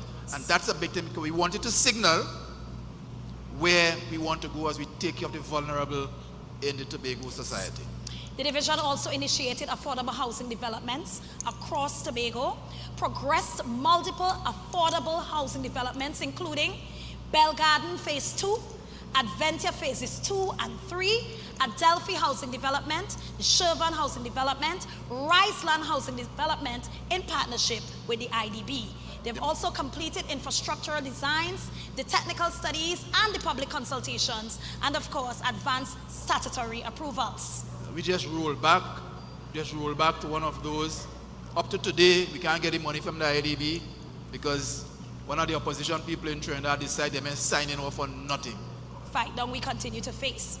Obtain the certificate of environmental clearance for Castara housing development, enabling approximately 19. Don't go so fast. The Castara housing development was built, completed, issued without what? Without a completion certificate, without an approval. None. And we had to come in to try to do that so that people get their insurance. They don't understand that, but they fight us down by the EMA. What a time. This division has also strengthened wastewater, sanitation, and public utilities infrastructure across the island, maintained and operated multiple wastewater treatment plants and associated lift stations to ensure reliable service delivery. Also oversaw rehabilitation works at the additional wastewater treatment plants, achieving approximately 90% completion of all major upgrades. Well, they had to work with WASA, so down the road we had to get to talk with them on this WASA thing. They coordinated inspections and defect rectifications in collaboration with WASA. They dig up the road all over the place. This is a big one. They delivered island-wide rural electrification and street lighting across the island of Tobago. One of the largest rural electrification programs in Tobago's history, impacting over 200 households across multiple communities. Also executed the largest single street lighting exercise on the island, installing over 500 street lights island-wide, including continuous coverage from Kings Bay to Camberton, Charlottesville, and of course, prioritize high-need and underserved communities across Tobago. The Division of Settlements enhance electrical safety regulations and customer service, completed 100% of high voltage inspections, issued 80% of temporary and permanent electrical certificates, renewed 60% of wiremen's licenses, and expanded operating hours for the electoral inspectorate. And as we're winding down, they also improved disaster, and I don't want to say they, we, as a TPP administration, through roof repairs and retrofitting, implemented the roof repair and retrofitting program in partnership with Habitat for Humanity, Trinidad and Tobago, completed over 21 major roof repairs and 32 minor repairs with additional homes approved, retrofitted homes to solar panels and rainwater harvesting systems, achieving 80% completion, and prioritized households at highest risk due to structural vulnerability. The division upgraded community facilities and public amenities, launched the Adopt a Bus Shelter initiative, securing corporate partnerships for the rehabilitation and maintenance of public bus shelters. You see them along the highway, yes. And the big one in town coming yes. up. Advanced washroom facility projects at Mount Dillon, Speyside, Gilpin Trail, and Goodwood, with construction commenced at Mount Dillon. Simple but important. Facilitated PASSA community workshops, strengthening community resilience and preparedness. The Division of Settlements strengthened institutional capacity and staff engagement by reinstated and internal social committee, achieving a 90% staff engagement rate and strengthening workplace morale. Delivered staff training in project management for construction, financial accounting in the public service, building high performance teams,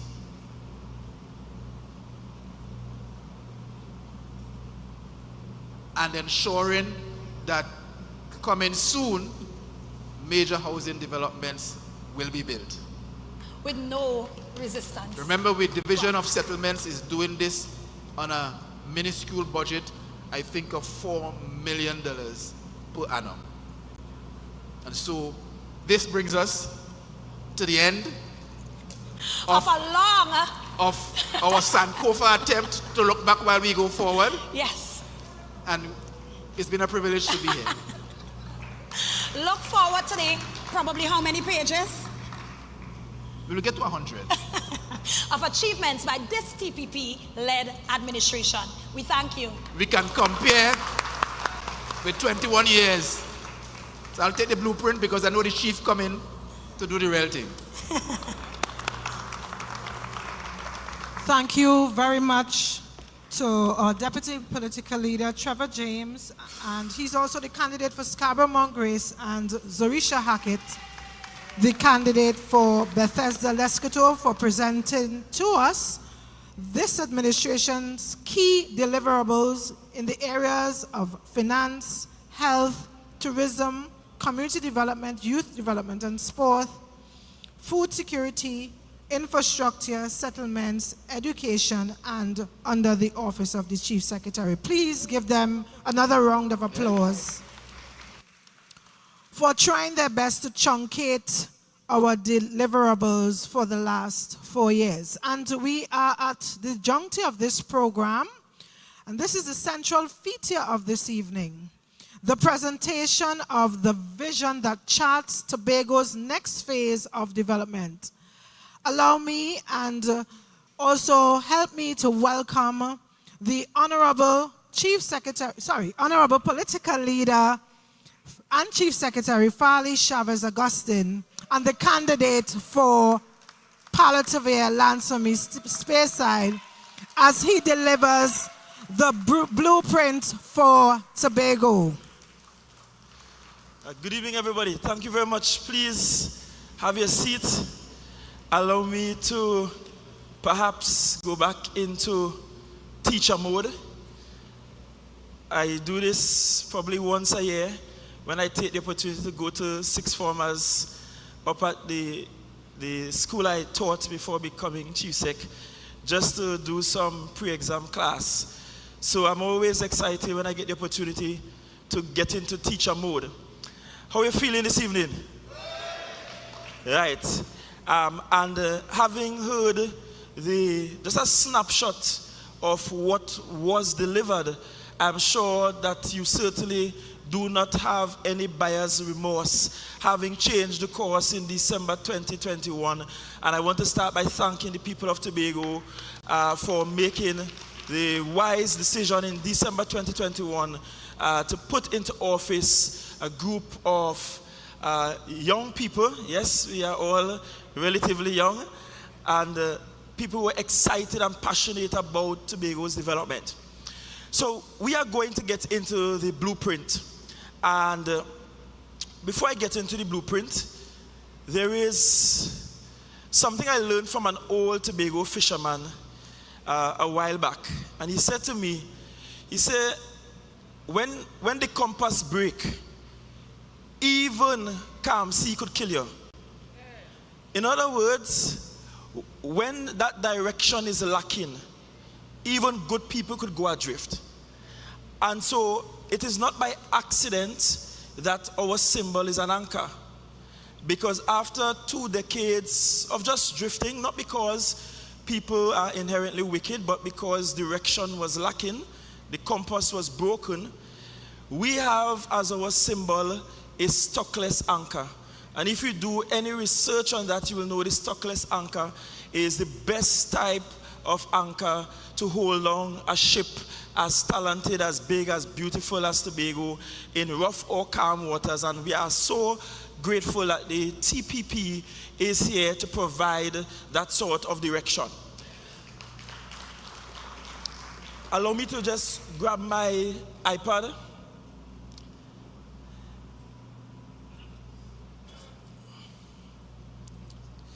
Thank you.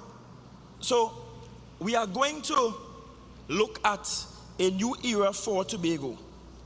We are going to take some time to explore what this new era can look like. Beneficiary owned land Yes. programs, and approved hundreds of applications annually, and conducted extensive site visits to improve habitable living conditions for vulnerable households. This division also executed large-scale check distribution exercises to ensure transparency and timely access to this support.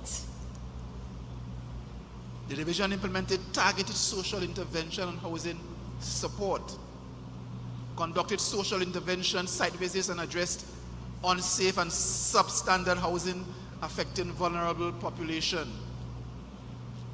They Initiated the Social Assistance Housing Program, a low-cost housing initiative targeting low-income households, single parents, victims of domestic violence, persons affected by natural disasters, and of course structured affordability thresholds for households earning up to $7,500 monthly. They implemented the Sharp Home Pilot. And I want to say we set the foundation and they showed Tobago the intent of where we want to go under the division by building that unit in Bonaccord for that first participant. I think was a not a blind but a visually impaired person, and free of charge on a vacant lot in Bonaccord development. And that's a big thing because we wanted to signal where we want to go as we take care of the vulnerable in the Tobago society. The division also initiated affordable housing developments across Tobago, progressed multiple affordable housing developments, including Bell Garden Phase 2, Adventia Phases 2 and 3, Adelphi Housing Development, the Shervan Housing Development, Riceland Housing Development in partnership with the IDB. They've also completed infrastructural designs, the technical studies, and the public consultations, and of course, advanced statutory approvals. We just roll back to one of those. Up to today, we can't get the money from the IDB because one of the opposition people in Trinidad decided they meant signing off on nothing. Fight down we continue to face. Obtain the Certificate of Environmental Clearance for Castara Housing Development, enabling approximately 19... Don't go so fast. Castara Housing Development was built, completed, issued without what? Without a completion certificate, without an approval. None. And we have to come in to try to do that so that people get their insurance. They don't understand that, but they fight us down by the EMA. What a time. This division has also strengthened wastewater, sanitation, and public utilities infrastructure across the island, maintained and operated multiple wastewater treatment plants and associated lift stations to ensure reliable service delivery.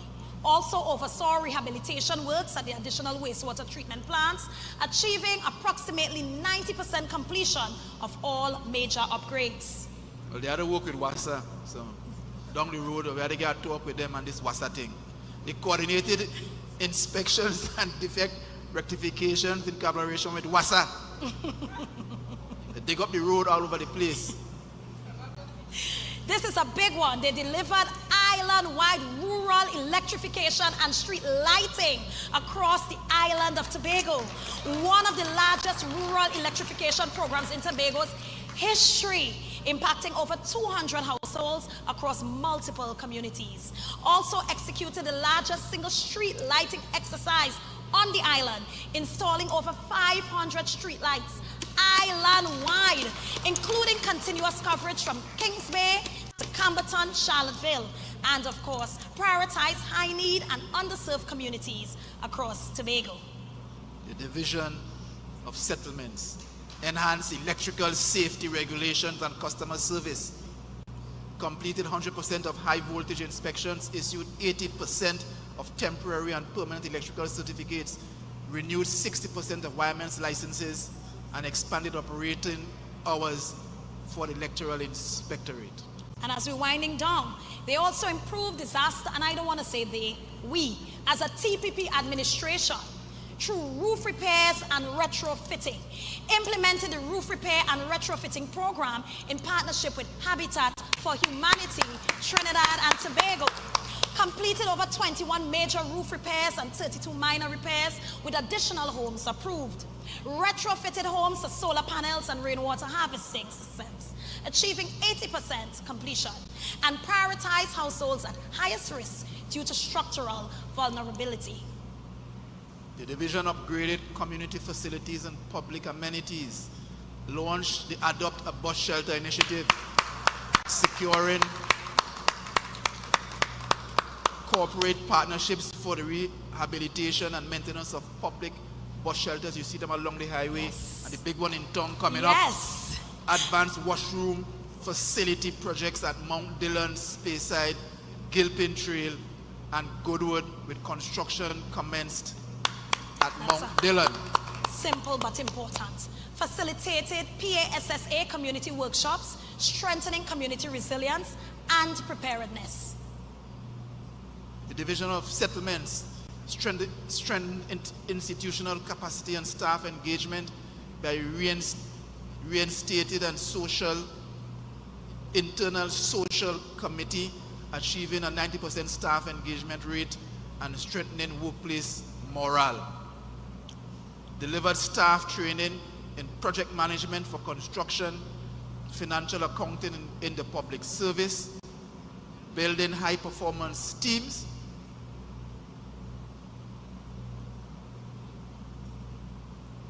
and ensuring that coming soon, major housing developments will be built. With no resistance. Remember, with Division of Settlements is doing this on a minuscule budget, I think of $4 million per annum.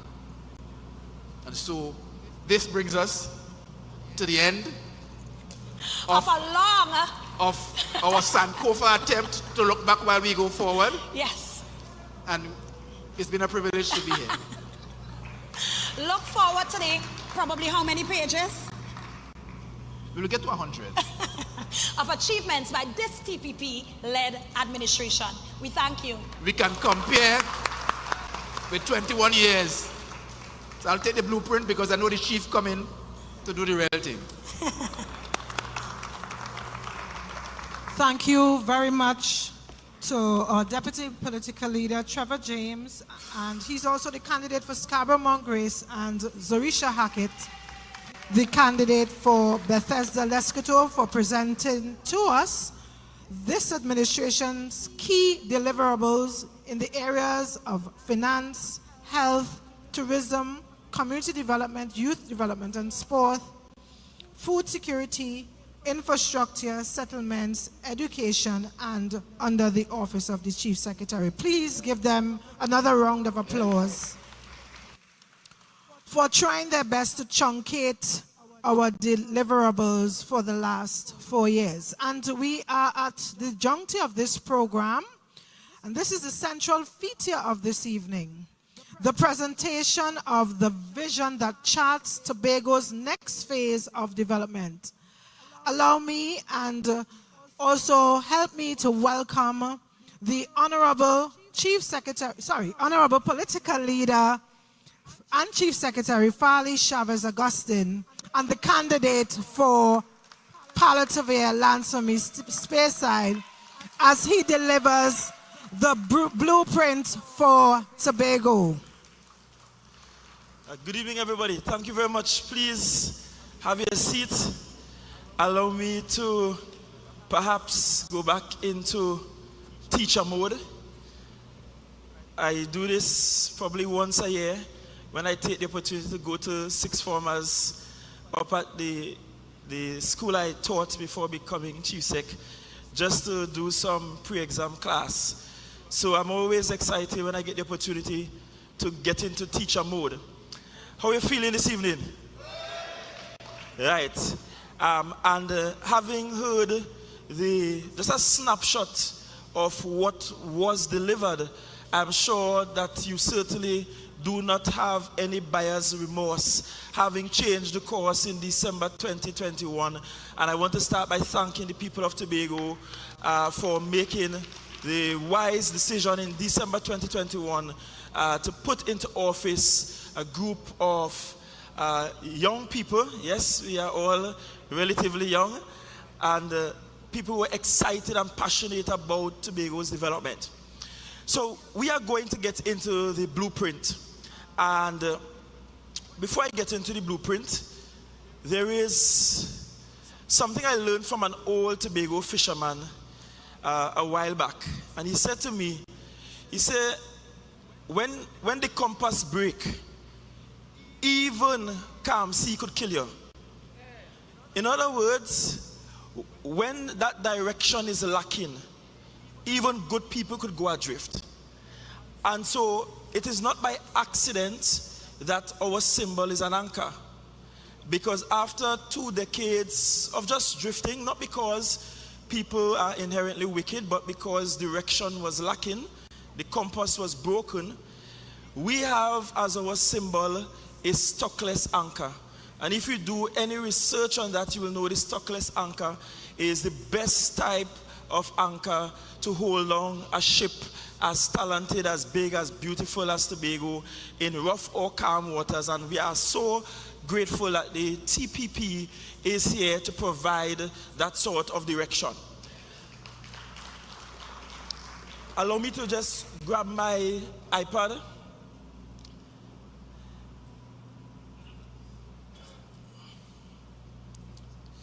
Thank you. So we are going to look at a new era for Tobago.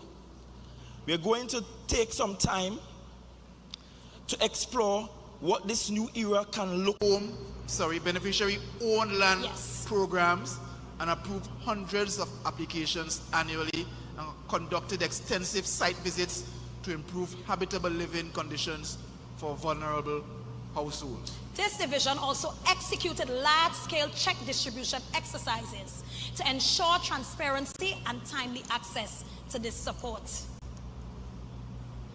The division implemented targeted social intervention on housing support, conducted social intervention site visits, and addressed unsafe and substandard housing affecting vulnerable population. They initiated the Social Assistance Housing Program, a low-cost housing initiative targeting low-income households, single parents, victims of domestic violence, persons affected by natural disasters, and of course structured affordability thresholds for households earning up to $7,500 monthly. They implemented the Sharp Home pilot. And I want to say that we set the foundation and they showed Tobago the intent of where we want to go under the division by building that unit in Bon Accord for that first participant.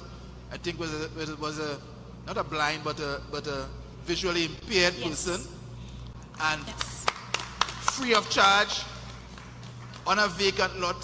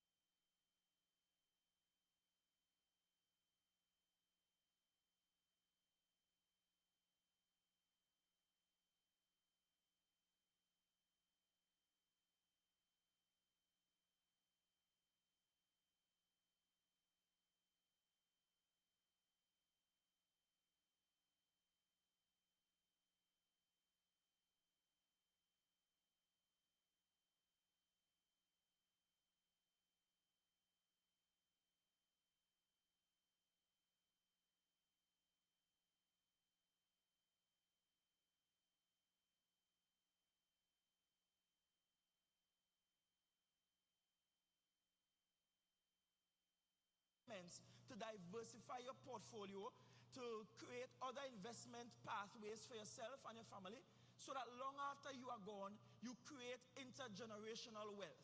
If all you do is cash transaction as a business, then you are stymieing your own ability to expand your business operations. And I'm saying that the TPP wants to ensure you get that kind of digital connectivity. And that's why in our blueprint, we are talking about business digitalization and ensuring we achieve 90% of that by 2035. Of course, in terms of digital inclusion, we have started already through the provision of devices to our school students, the training that TITL is doing in communities with the elderly and those that are most likely to be within the digital gap. We also have to talk about cyber security. Just operate. We have websites, we have email addresses, but if we don't invest in cyber security, we could wake up one day and somebody stole all our passwords, hack all our computers, and we run into problems. Digitally, we have started already through the provision of devices to our school students, the training that TITL is doing in communities with the elderly and those that are most likely to be within the digital gap. We also have to talk the instances which we have had where the banks had to call and say, we've seen a check here. Did you issue this check? And when we check, the check is a fraudulent operations. And I'm saying that the TPP has had repeated examples to get that kind of digital connectivity. And that's why in our blueprint, we are talking about business digitalization and ensuring we achieve 90% of that by 2035. Of course, in terms of digital inclusion, we have started already through the provision of devices to our school students, the training that TITL is doing in communities with the elderly and those that are most likely to be within the digital gap. We also have to talk about cyber security. Just operate. We have websites, we have email addresses, but if we don't invest in cyber security, we could wake up one day and somebody stole all our passwords, hack all our computers, and we run into problems.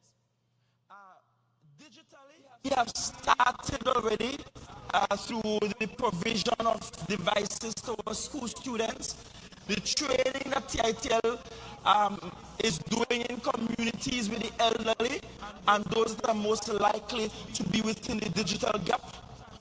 We also have to talk the instances which we have had where the banks had to call and say, we've seen a check here. Did you issue this check? And when we check, the check is a fraudulent operations. And I'm saying that the TPP has had repeated examples to get that kind of digital connectivity. And that's why in our blueprint, we are talking about business digitalization and ensuring we achieve 90% of that by 2035. Of course, in terms of digital inclusion, we have started already through the provision of devices to our school students, the training that TITL is doing in communities with the elderly and those that are most likely to be within the digital gap. We also have to talk about cyber security. Just operate.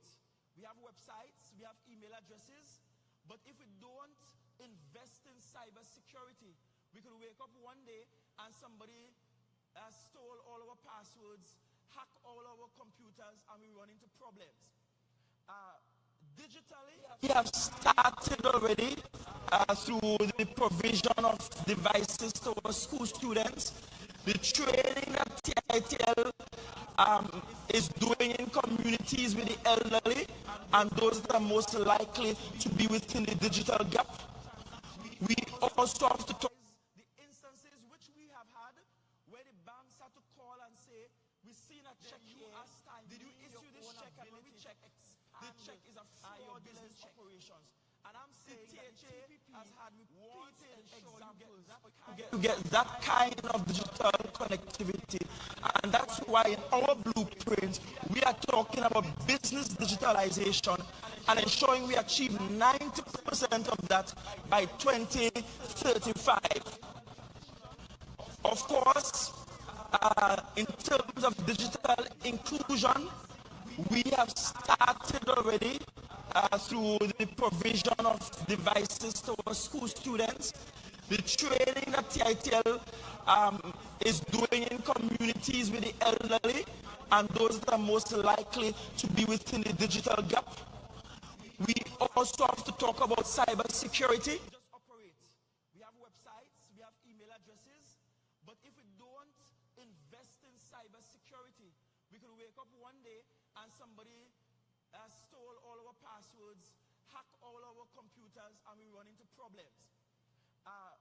Digitally, we have started by the year 2027 and 75% by the year 2030, 5% by the year 2030. And that's why we are going to immediately, as we get back into office come January the 13th, we are going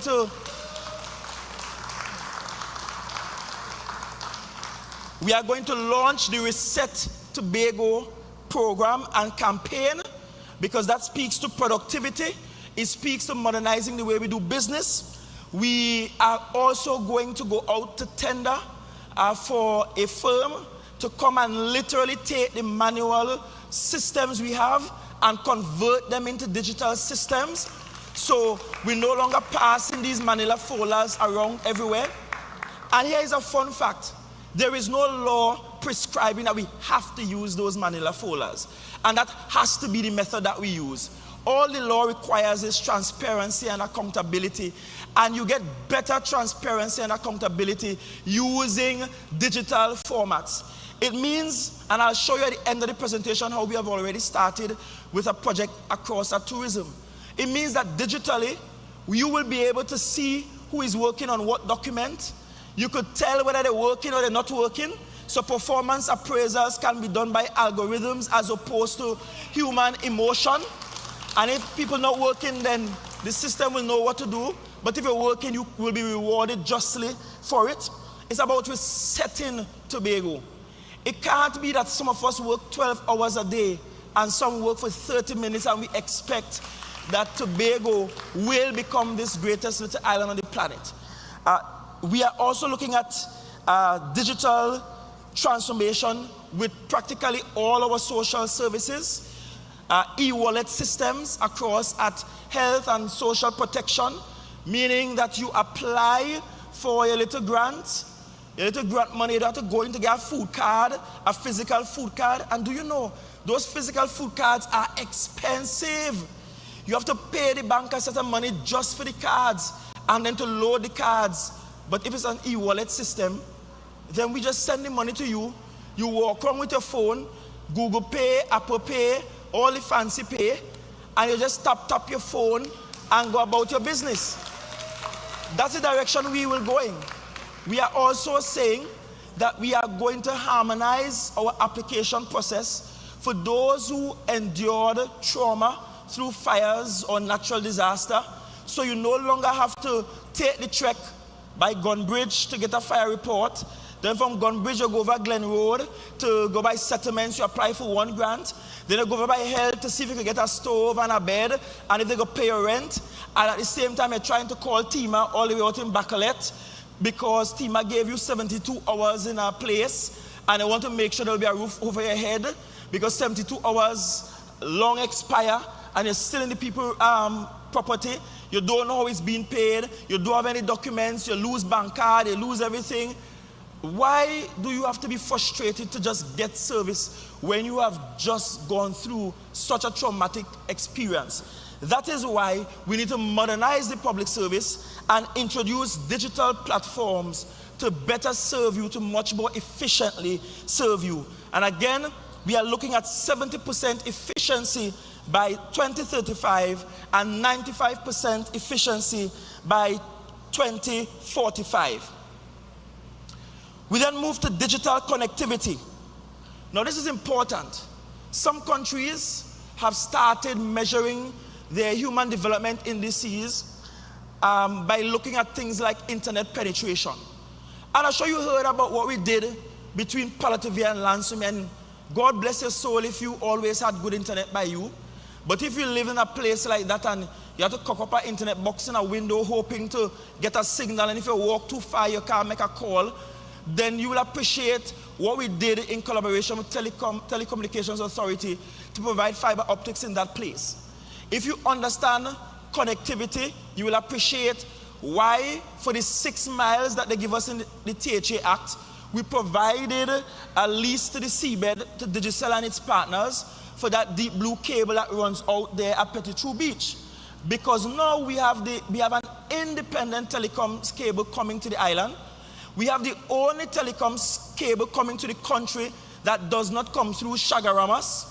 And then from Tobago, they are now feeding other places like Suriname, Barbados, and even back to Trinidad. That provides us with redundancy in Tobago, and that allows us to use several options for connectivity. And if one goes down, we could switch the line to the other. And so when we talk digital connectivity, we want to achieve 80%. 80% of Tobago must be digitally connected by 2035. And we must achieve complete connectivity 100% by 2045. And this is important. By 2035, we must get business digitalization by 2035. And I want us to stick up in there because I could talk about the digital infrastructure and the literacy and cybersecurity and digital inclusion. But you see the fintech solutions, the Tobago that this TPP is moving towards is a Tobago that when you go by the fisherman, I don't know where you just go and buy fish. Where you go up in Speyside, you hear conch shell blow, poop, poop. You walk down by the bay. If you don't have a bag, you have to pay a little extra for a plastic bag. Or some of the women go walk with the container one time, the bowl one time, and the limes to wash out the fish, and you pay for your fish. But we have to move to the place where when you go by the fisherman, you could tap your card and pay. By every single barber, by the man who's selling a little juice on the side of the road. Because this digital connectivity is also linked to creating intergenerational wealth. Because when all you do is cash transactions, you are not creating a digital economic footprint for yourself. You can't go and get the necessary loans and investments. You can't invest in stocks because all you have is some cash that you're tempted to spend on the next big fet. And so you're not diversifying your portfolio beyond just selling some fish. And what we want is that whether you're a fisherman, a hairdresser, a housewife that occasionally sells the excess from her garden, you should use these fintech solutions that we are going to provide you with to be able to get a digital record, be able to get into the banking system formally, and be able to now use what you receive as payments to diversify your portfolio, to create other investment pathways for yourself and your family, so that long after you are gone, you create intergenerational wealth. If all you do is cash transaction as a business, then you are stymieing your own ability to expand your business operations.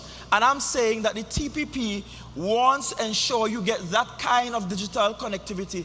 And that's why in our blueprint, we are talking about business digitalization and ensuring we achieve 90% of that by 2035. Of course, in terms of digital inclusion, we have started already through the provision of devices to our school students, the training that TITL is doing in communities with the elderly and those that are most likely to be within the digital gap. We also have to talk about cybersecurity, and we are preparing to also go to tender to secure all of the THA platforms. As it is now, we just operate. We have websites, we have email addresses, but if we don't invest in cybersecurity, we could wake up one day and somebody stole all our passwords, hack all our computers, and we run into problems. Digitally, in the next term, we are going to move progressively away from the use of checks and only issue checks up to the value of $5,000. Anything above $5,000, we will do ACH transactions. That will minimize the instances which we have had where the banks had to call and say, we've seen a check here. Did you issue this check? And when we check, the check is a fraudulent check. The THA has had repeated examples of people trying to fraudulently encash checks that we did not issue. And so even in terms of protection of our payment systems in the THA, the TPP through the blueprint is saying we have to move away from the traditional check distribution, which means that the days when two people have to be physically in work to sign your check, those gone. Is electronically they're moving with the thing. So you get your payment. And so no public officer could tell you your check ain't ready. And because me ain't like you, I just slide the check to a side and let it wait long and hope it gets stale dated and to start the process over again. Because we could now have accountability, we can trace the digital footprint and ensure that payments are much more efficient. So digital connectivity it is. We then move to economic growth. And this is a major factor. It's about pathways to prosperity. It's about sustainable pathways designed around Tobago's values, our market needs, and 8 key capital investment categories. The TPP will ensure that by 2035, Tobago achieves a GDP per capita of $10,000 US. And by 2045, we must achieve a GDP per capita of $20,000 US. And we are going to achieve this through public-private partnerships. This is an example of public-private partnership right here in this room. The THA gave the land, contractors came in and gave material for free, and they provided the labor and the direction. And now a pan side that was drifting, knocking from pillar to post, have their own keys, right? And a fancy place. Public-private partnership. Public-private partnerships also say that the THA is not trying to do everything. The THA is empowering the private sector to do some things and to build equity. That's why, as it stands right now, we have tenders out that are being evaluated, where we put up for tender some THA properties, like the lovely Flagstaff, where I got married, or the Lambo Lookout above Speyside or Mount Dillon Hill, or the same Petitchou Beach area, where we have said to the private sector, come with your best proposal, and we are going to give you access to the land, and you build and create entrepreneurship. That is public-private partnership. That's how you create economic growth. I want to pick out the Tobago Development Fund, because although my good friend Pretty Penny didn't sign off on us getting the grant funding from the IDB, the Tobago House of Assembly already went on to put $10 million into the Tobago Development Fund as we speak. The Tobago Development Fund is really a Tobago Development Bank. And what TPP is saying is that we know as Tobago businesses, when you go to the bank to get a loan, you get a hard time. The rules at the bank weren't created for you. They were created with the economic space called Trinidad in mind, but not the nuanced space that is Tobago.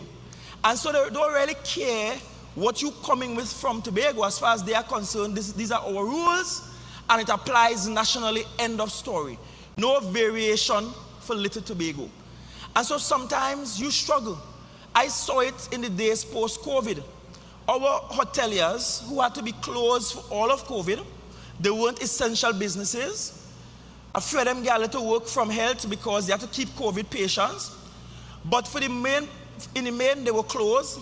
They turned off the breaker. They kept a little water in the pool because somebody tell them to drain the pool will start to crack up. They paid no staff. The furniture started dry rotten.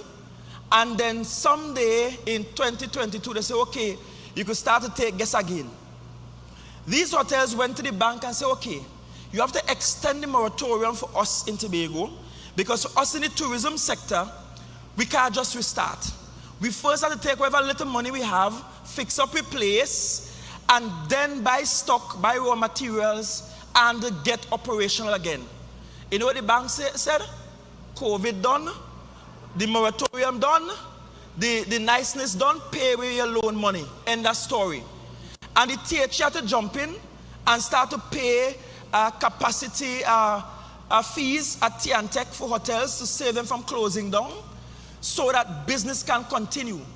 And that made me realize that nobody considers the uniqueness of the Tobago business. And so this Tobago Development Fund is for every Tobago business, from small and micro all the way up to large, to have access to funding without having to apply through the traditional banking institution. And you will now have that access through the Tobago Development Fund. And through that fund, we will amalgamate all our services from BDU all the way to venture capital, from grants all the way to loans. we will take it from being directly in the hands of the THA, which means that no secretary, no area rep could come and beg and say, well, give them a little time, they can't pay now. It will be managed professionally, and we will have easier rules for you to have access to the funding, and that way you could build out your businesses and become much more successful. That's how the Tobago Development Fund by the TPP engenders economic growth. And then we go to a biggie, sustainable tourism as a policy focus. By 2030, the economic contribution of tourism must get to at least 6% by 2030. And we must get to at least 8% by 2035. To achieve that, we want a 25+% long stay, increase in long stays by 2030, and a 60+% increase in short stays by 2035. The TPP proposes that over the next 4 years, we must have on island at least 1,500 4- or 5-star rooms on island. So we don't want nothing too shabby. We want it done well. We hope to achieve that through a myriad of strategies. First, the Division of Tourism will create a talent pool of experts that will work with our existing hoteliers and bed and breakfast and guest house owners, Airbnb owners. Because here's what we realize. We give you some grant money and say, go fix up your place. But you are no interior decorator, so you go and paint the room in bright orange.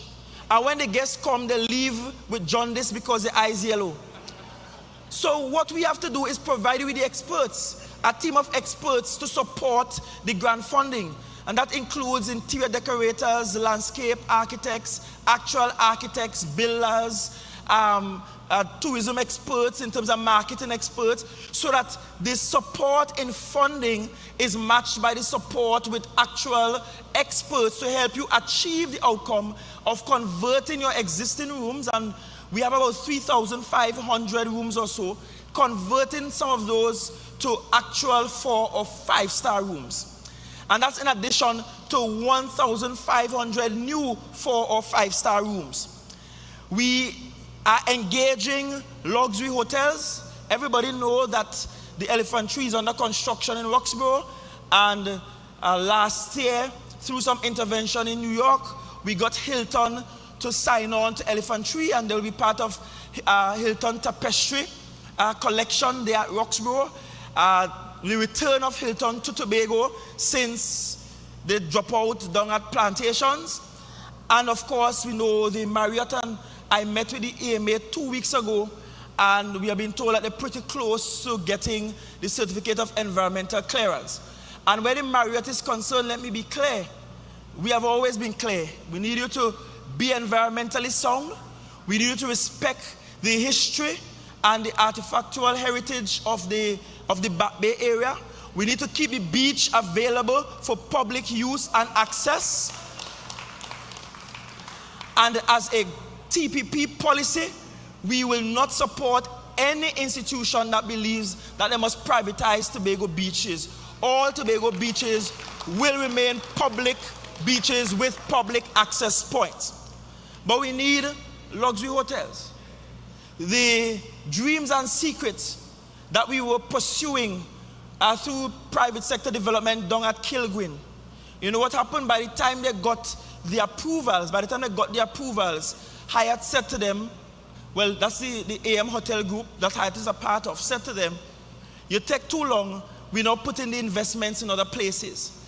And that is why for sustainable tourism development, all of the approval and planning agencies within this calendar year, 2026, must reside in Tobago.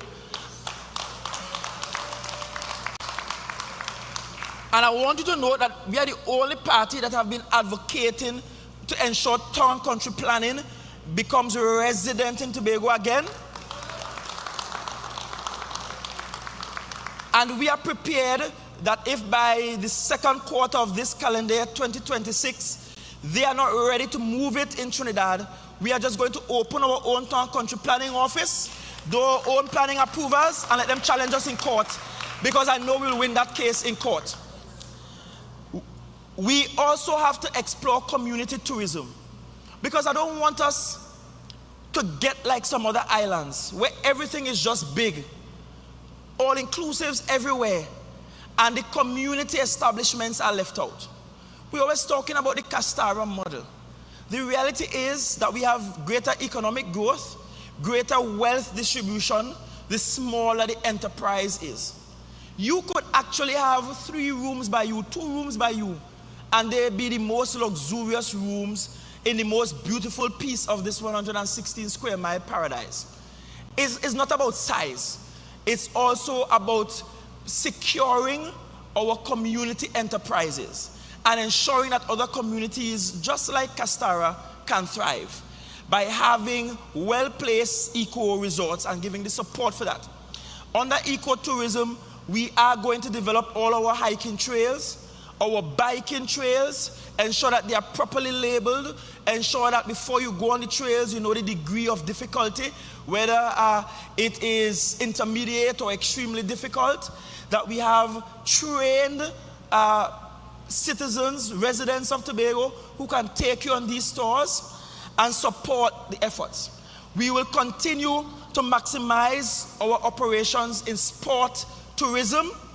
Yes, you saw us branch out brand new with Dodds diving in Charlottesville, and I don't think anybody expected it to be so grand and so huge, to the extent that ESPN has decided that this year they are going to carry Dodds diving live from Tobago. We supported Dream 11, and when you go online in Dream 11, you should see how those Indian fans by the tens of thousands tuning in and learning about a place called Tobago and what that means potentially for our tourism product. We will be having mountain biking in this year, in the summer of this year as well in Tobago. And so we will be supporting sport tourism to the extent that we are looking to make sure that Tobago is a place where the greatest, the most famous athletes in the world come to hang out, to train, and to play sport. And that becomes part of our tourism product. It's also why we went ahead to build the Beat Sport Arena out there in Corland to facilitate sport tourism. Let us move to food security and sovereignty. What are our goals? Our goals, the first one is that food security must contribute at least 8% of our GDP. 8% must come from agriculture by 2035. We want to have 40% increase in the growth of indigenous crops, which will allow for self-sufficiency. And we want to have a 60% increase in fish harvest. And that's why we propose as a TPP to provide, we have 2 major fishing associations. You know, me and them have a love-hate relationship, but we love each other more than we hate each other. And we're going to provide them with access to mother boats and training for mother boats, funding for mother boats, because we can't be going out there with pirogue and Tom, Dick, Harry, Jane from Venezuela, Barbados, Grenada, and everywhere else, just sailing through our waters with mother boats and harvesting most of our fish products. And we going out there, throwing a small line, coming in every day and struggling. We are moving to sustainable fishing communities, and we are going to provide the support, not just for TATCO, but we are going to provide the support for our 2 major fishing associations, so they have access to mother boats, access to the training, and access to upping the game from pirogues to mother boats. We are also going to provide grant funding of $100,000 to young Tobago farmers. And youth, by our definition, will be 35 years and younger. Now we know that there is the NAMDEFCO grant, but so few of us get that grant here in Tobago. So we are going to provide our own grant of $100,000 to young Tobago farmers. the mega farming program at the Friendship Agri Park that will be completed within the next 12 months. And then the Tobago Agricultural Research Institute, or TARI, is ongoing. You heard about how you could get the UTT certified degrees right up there at Kendall Farm School.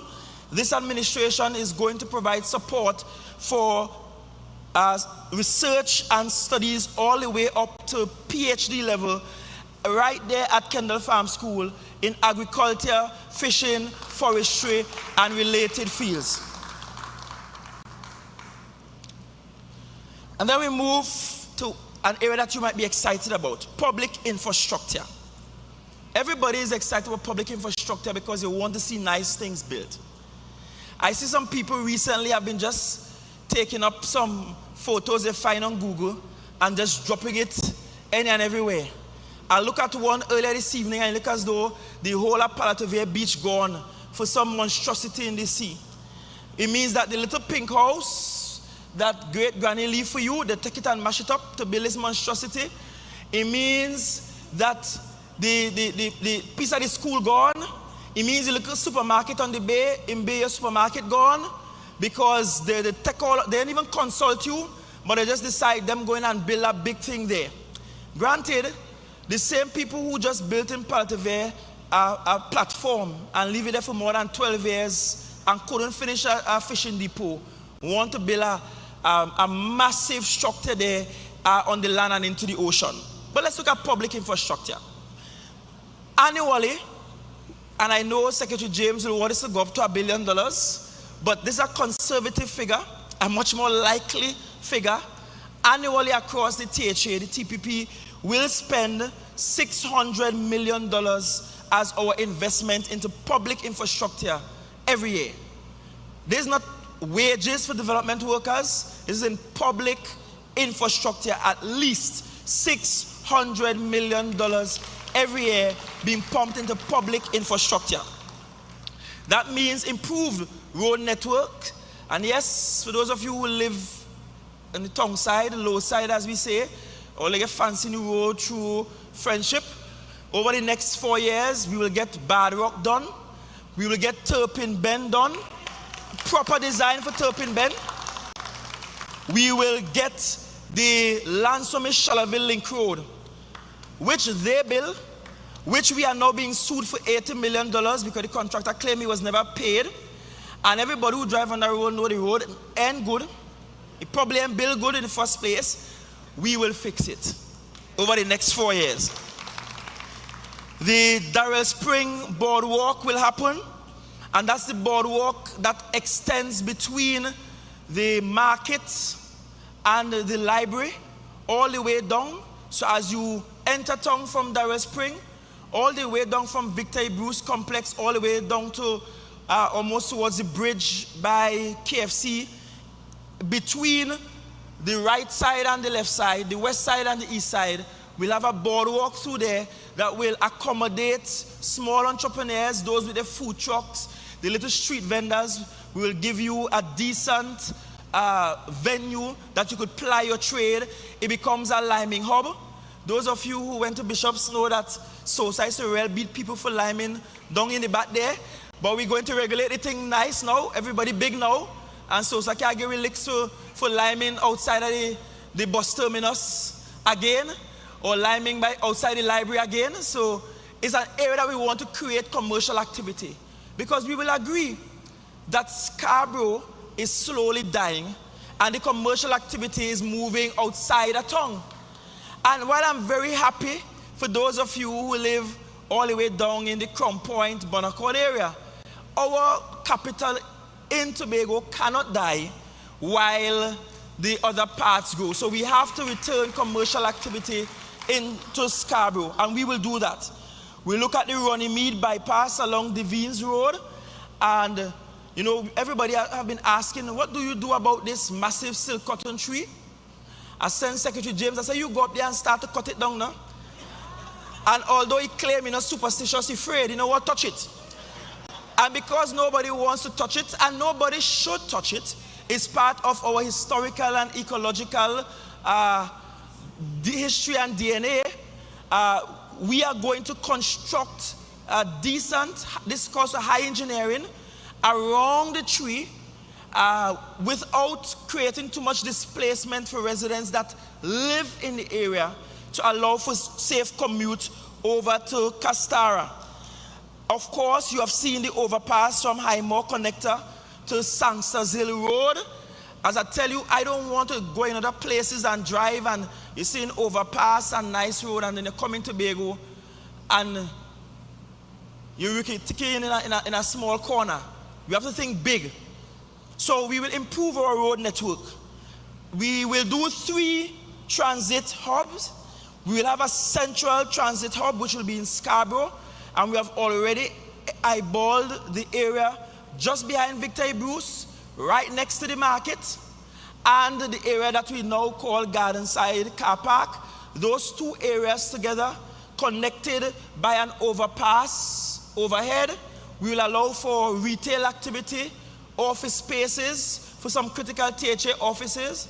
We will accommodate national insurance there, NIB, because they have been our long-standing partners, and we have already had a conversation with First Citizens Bank to return downtown, because where they were is also part of the real estate belonging to the Tobago House of Assembly.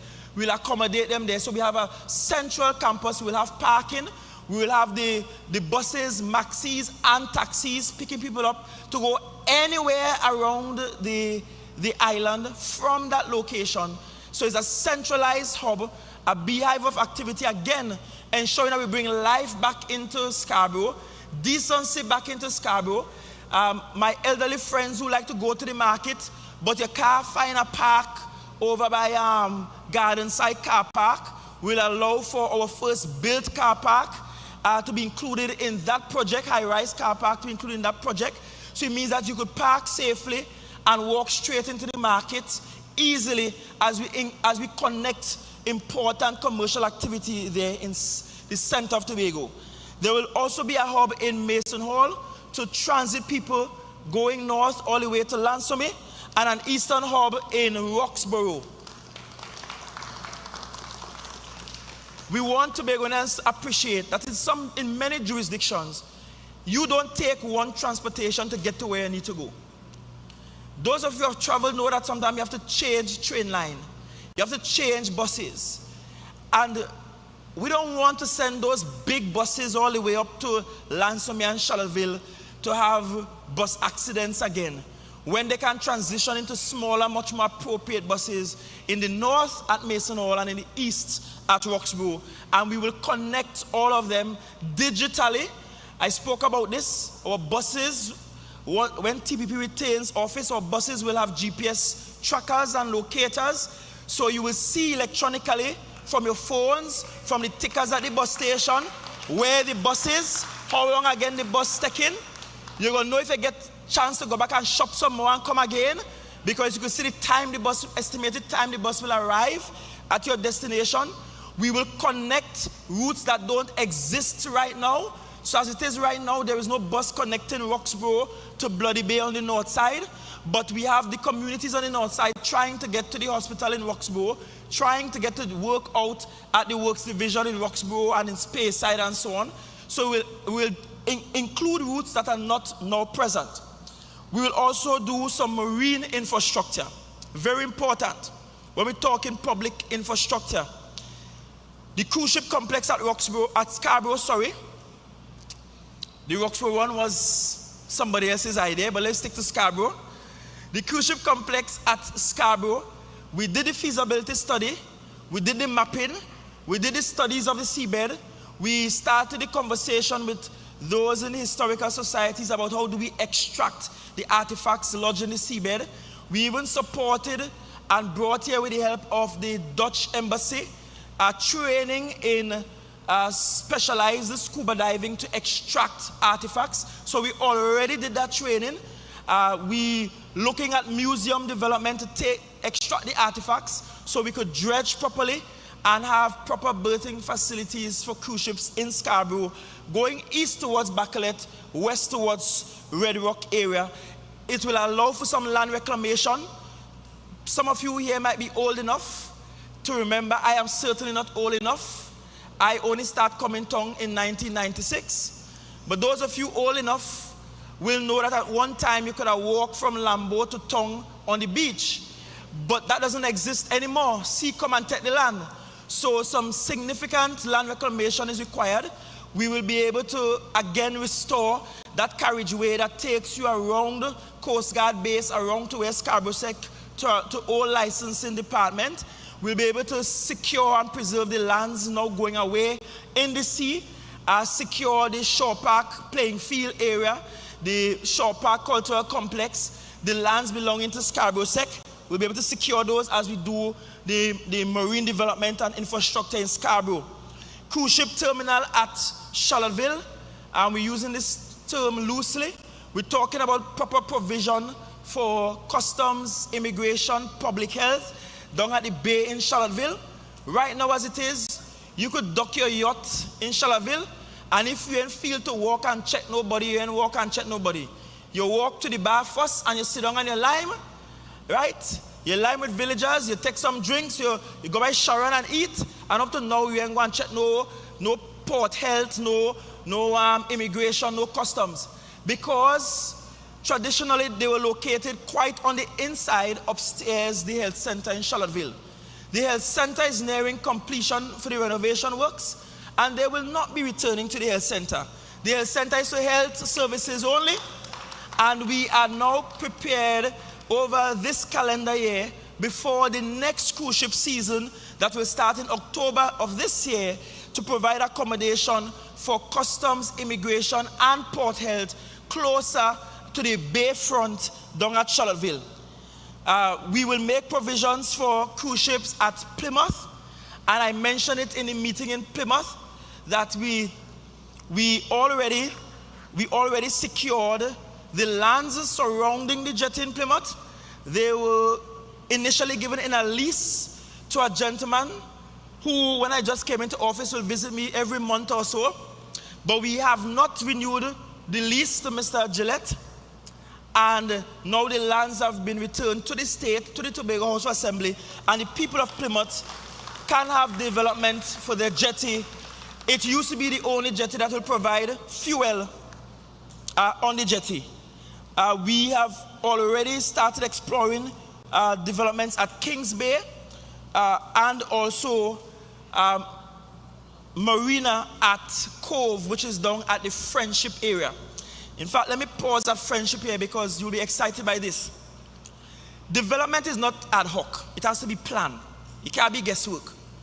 So you see we build the road through Friendship. That is not by accident. The road is built. We already have an agreement for a water park in the area.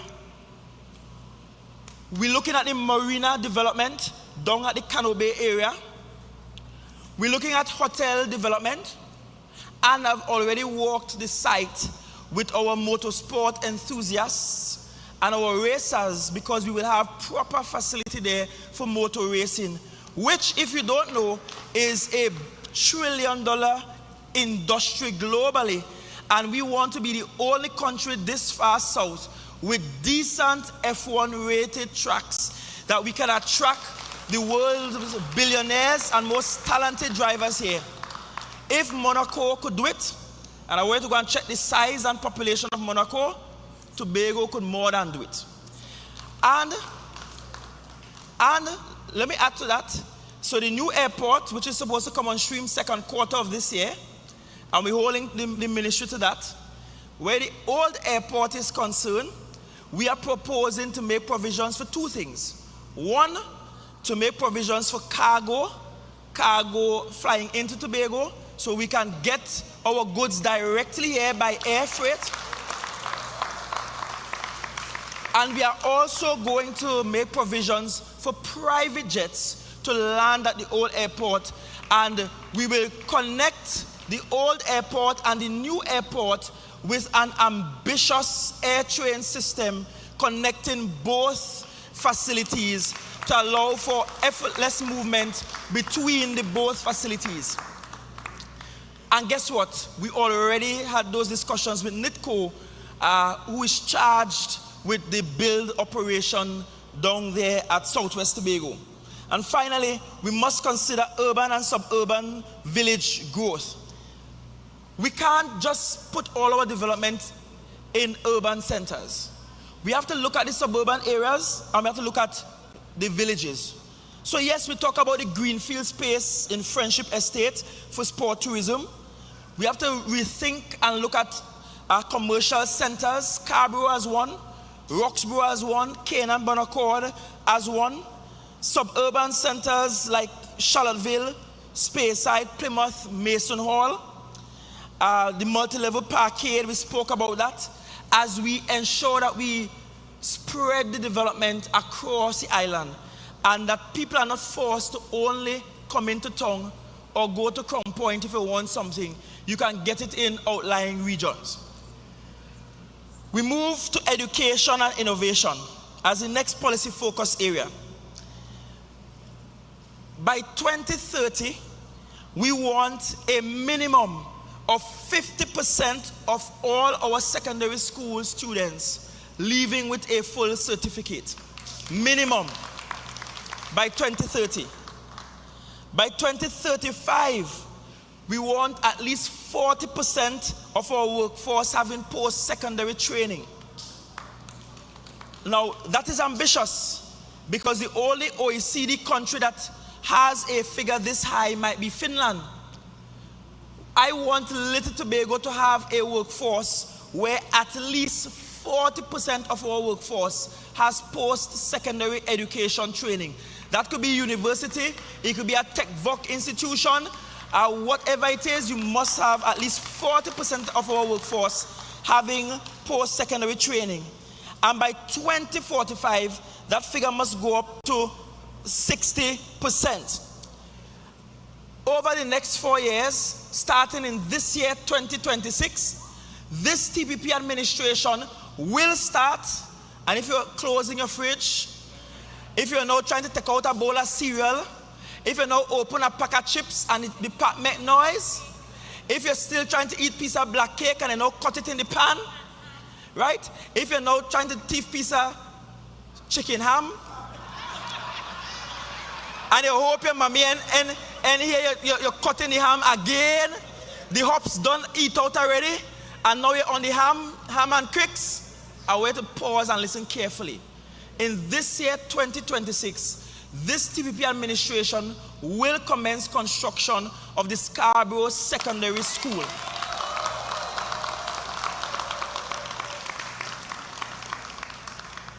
Tobago generally has very good school plans, physical plans, by comparison with other jurisdictions in the Caribbean. But we can't have one school every day with the teachers, the students, faculty members going to work unsure whether the school there the next day. It can't be every time rough sea come, piece of the land drop down in the sea. And every time the teacher try to build a building, we build it today, in 2 months it has the cracks. It's falling apart. The soil type, the proximity to the ocean. We are prioritizing the construction of Scarborough Secondary School. We are rolling out, we already did the policy, so we are going to implement, starting this year, the Tobago-centric curriculum. And I want you to appreciate why that is important. I remember I carried a motion when I was in a minority, and another teacher in the house said, there's more and more. But it's not about giving the teachers more work. It's about integrating into our curriculum exercises what we teach. Things that are Tobago. I was one of the best history students in my day. I could boast about that. Ask my history teachers. Did excellently at O levels and A levels. But it wasn't until I left secondary school I really learned about Sandy the slave. It wasn't until I became a big hardback man and pick up Susan Craig book, I read about the kind of resistance my people were giving to slavery and colonialism. And then there I was as a secondary school student quoting Christmas Day Rebellion, quoting Sam Sharp from Jamaica, things in Guyana, in Barbados, and not even knowing my own Tobago history. So when we say we are going to implement the Tobago-centric curriculum, is to ensure that for every example we need to use, every data set we need to use, we are going to use Tobago-specific, Tobago-relevant data sets, so that our children, when they're writing their CXCs, O's and A's, can know and use the Tobago examples. Our dual-track academic and technical system, this is critical. And we're going up to Roxborough. Right now at Roxborough, we have Roxborough Secondary School, and all the women in my family went to Roxborough Secondary School, so I love you, Roxborough Sec. I wish you didn't change the Bronx, because the Bronx was so unique. And then just next to Roxborough, separated by a fence line, is the trade school. Now we are going to keep Roxborough Secondary School as a secondary school. So the teachers you are retained, students still being sent there from SCA, but we are going to add another layer in that space. We are going to allow for that space to provide technical vocation education all the way up to the university level. We are going to integrate both campuses, the trade school and the Roxborough Secondary School. They will share equipment, they will share teachers and tutors, and whether you are going into the trade school as a post-secondary student, or you are in the Roxborough Secondary School system itself, you have the opportunity to learn trade all the way up to university level. The school cannot be closed at 3 o'clock. It can't be all the lights on right now and nobody in there and the equipment just there not being used. It's an opportunity to have school starting at 8 and to have school starting at 4 p.m. and to ensure that we put emphasis on technical vocation in Tobago. The days when people who do technical vocation are seen as the not so bright people, those days are gone. Technical people, people with skills are extremely brilliant people. Every carpenter I know could do mental maths better than me, right? Because many of them had to use different systems and measurement and learn how to do the conversion. And so it's not about being bright or dunce. It's about saying if your talent lies in vocational training and education, we are going to give you equal emphasis and attention as traditional academics. We currently have 2 early childhood centers in the pipeline. One contract already awarded for Corlan, another to be placed somewhere in the Friendship area, because we have those catchment areas lacking in terms of space for early childhood care and education.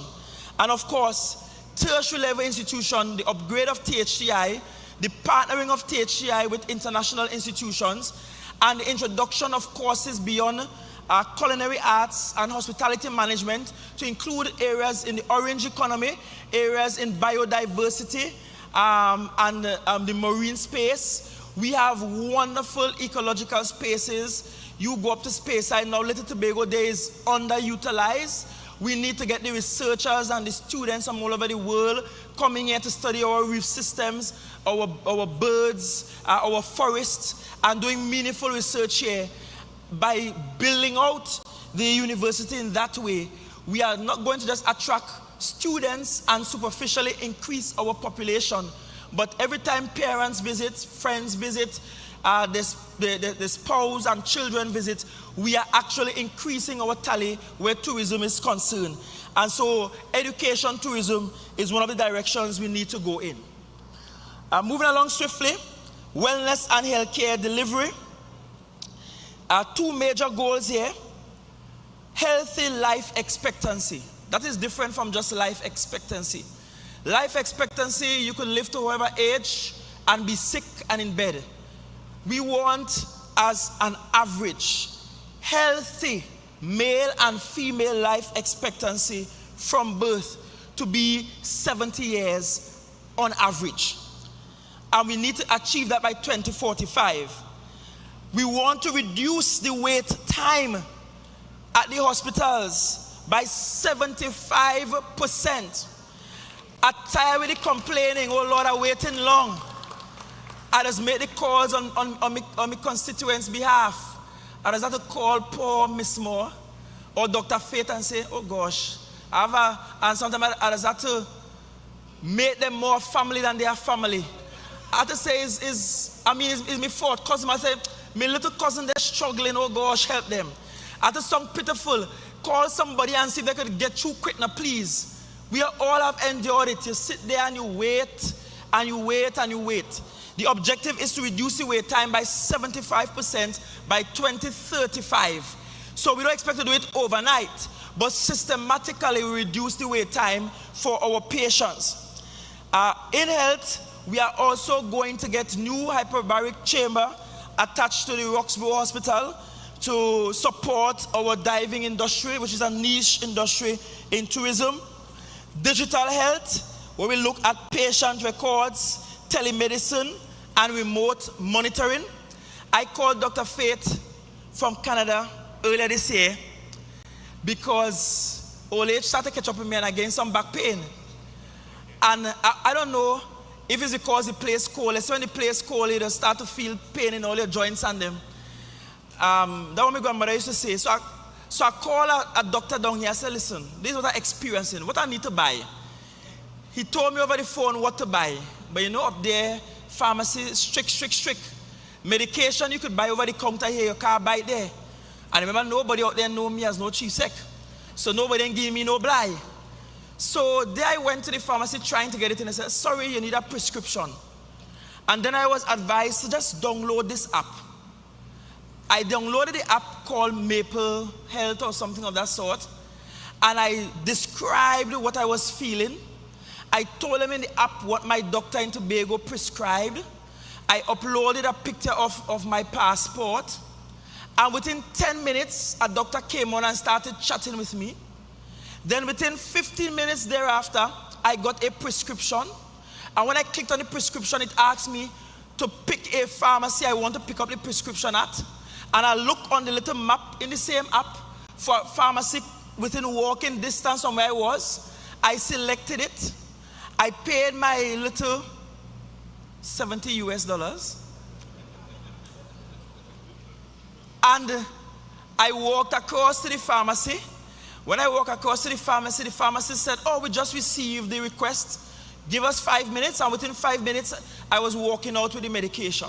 Now, if I was in Tobago, I would have to go to A&E, sit down in A&E, along with the people who are actually critical, take up space and time, because the doctor to see me, the doctor to see the pregnant woman with complications, the doctor to see granny who diabetes acting up now, see everybody. The wait time is long, and then I go home complaining. I went to the doctor and all they give me is Panadol. When really and truly they can just prescribe the Panadol from an app. So when we talk about introducing medicine into Tobago and remote monitoring, that is to also help in reducing the wait time at our public facilities and to ensure you get the assistance in a timely manner. And to achieve the reduction in wait time, we have to do the workforce development and training, leadership, professional growth. And finally, under health, we have to take a look at prevention and wellness. And I want to talk to you, Tobago. Let me step down a little closer to you. I know we have a harvest culture, and Tobagonians are sweet hand. It's still debatable whether Tate or I who are the sweeter hand. But we ain't get to compete face to face yet. But we'll get there. Both of you were trained by our grandmothers. We'll get there. And you know, when you're cooking for harvest, you ain't want no coconut milk powder. You want your actual coconut. That you have to wring the thing. And if you find it and cut enough oil on top, you put more coconut juice in it till it cut that little grease on top. And I know we like with good stew and with good provision. But here's the truth. We are dying from lifestyle diseases. High blood pressure, hypertension, diabetes, heart-related, and cancers. We can't continue so. So, we have to do some preventative measures and look at prevention wellness. And one of the things we propose to do is to take another look at nutrition in our secondary schools and what we feed our students from young, because that trains the taste buds, and ensure that what's in the school box, in the grub box as we call it when I was in school, is healthy and good for them. We also have to do some research, some medical research on island, and we propose to do it. I sure every time you hear somebody dead and you ask what happened, it's cancer. Just last week I visited a villager in Charlottesville. I know she to be good. When I check, cancer, body retaining fluids, can't walk, fatigue.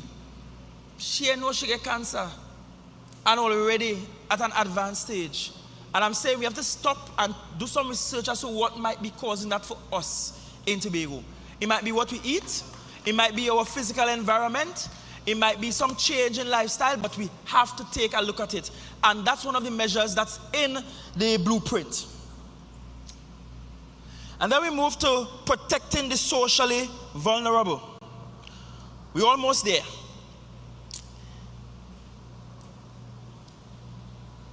Now, this is where some people like to call it handouts. I hate the term handouts, and I'll tell you why. When I do the Tobago Development Fund, and I do the loan guarantee program for the business community, they don't call it handouts. They call it subsidy and all kind of fancy term. But as it going to poor people, is handout. If it's handout to poor people, it's handout to the business class as well. And if we are to give handouts to the business class, the government must also give handouts to the poorer classes too. It's equity across the board. So, the Baby Box Initiative, Dr. Faith, TPP will now be moving it from a one-off baby box to up to 6 months. Remember I tell you, we have to put measures in place to make it easier for people to have children and to take care of them. I'm looking at some of my brothers who ain't start yet, right? We also, I did announce in Belgarden the Trust Fund Initiative, and that Trust Fund Initiative will allow that by the time a Tobagonian gets to the age of 21, there is some monies put aside for that Tobago adult, that they could start school, start business, start life. But we're introducing something new now. We will start as a pilot this year, and Secretary Petal, don't worry, we did the math, so you don't have to worry about how we're going to fund it. This year we are going to start as a pilot where we are going to give every child born to a Tobago resident, and he must be resident in Tobago for at least 1 year before the child is birthed here. We are going to provide to those families $500 a month up until the child is 5 years old, which will cost us across the 5 years. Across the 5 years, this will cost us about. I see some senior people saying they're going to try again. Maybe we have some Sarahs and Abrahams in the house. But this will actually cost us across the 5 years. It will cost us about 13 million across the 5 years, and just about 2 to 2.7 million per year. And remember, it may be less because it's as the child is birthed. Right now, the reality is our numbers are down to between 400 and 450 per year, down from over 900. And it might just mean that we have to provide some universal child benefit. That's what is called universal child benefit. The TPP will also provide universal disability benefit. It had too much rules to get a disability grant when you're actually disabled and in need of the grant. You are disabled, give the people the grant. Once that are hoops to jump through, and you know the person since they're born have a disability or an accident cause it. The universal unemployment benefit, we are also looking at that, because the aim is that by 2035, there must be at least 60% improvement or increase in universal income support. And by 2045, all vulnerable citizens must get coverage by 2045, 100%. I spoke to digital and community service delivery already, through hotline, through the e-wallet system. We have the unified social support framework, economic inclusion and skills. Part of our challenge is that some of those who need social support really need a pathway to self-sufficiency. And yes, why we're giving the social support is not to create a dependent society consistently, but is to match the social support with teaching you skills that will help you to matriculate out of a place where you need the support to being self-sufficient. Vulnerable and at-risk groups like the elderly, the disabled, youth, single parents, there are provisions for you. We will introduce into our bus system, again, a significant number of buses that will cater for wheelchair-bound passengers and the differently able. We are going to all of our bus stops, those bus sheds they are talking, we're going to all of them. And the mandate is that over the next 4 years, every single THA facility must be wheelchair accessible, must be accessible to the differently able. We have to lead by example. When we lead, the other institutions will follow. And we are going to use the faith-based council over at community development to assist churches to also become wheelchair accessible to people who are differently abled. Next, we move to affordable housing. We are going to make a 15% of our GDP investment into affordable housing.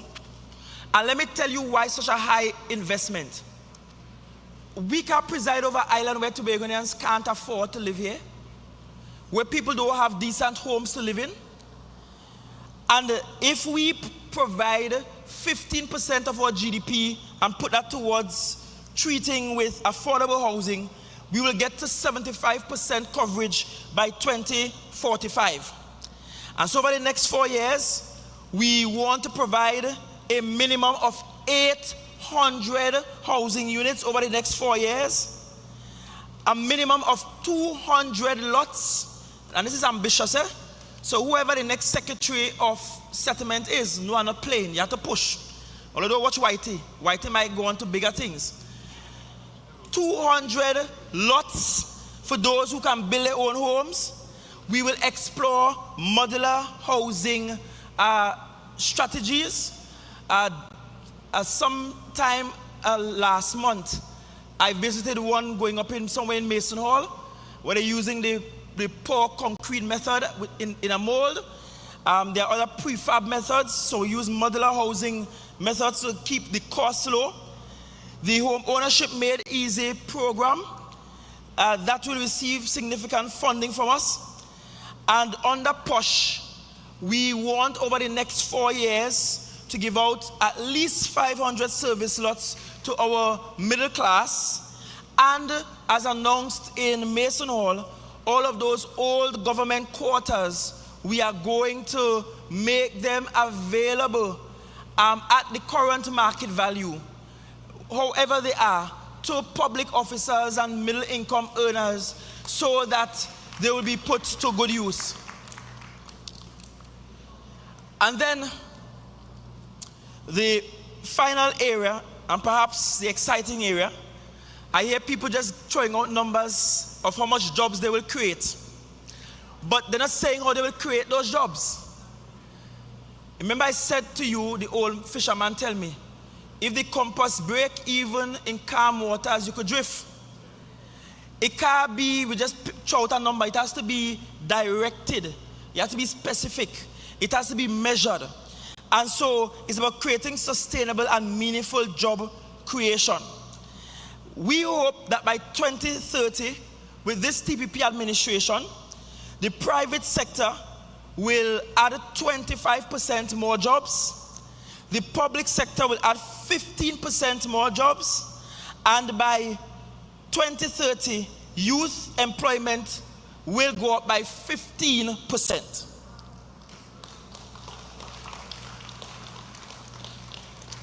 We are going to create our own Tobago minimum wage for anybody that is employed by the THA.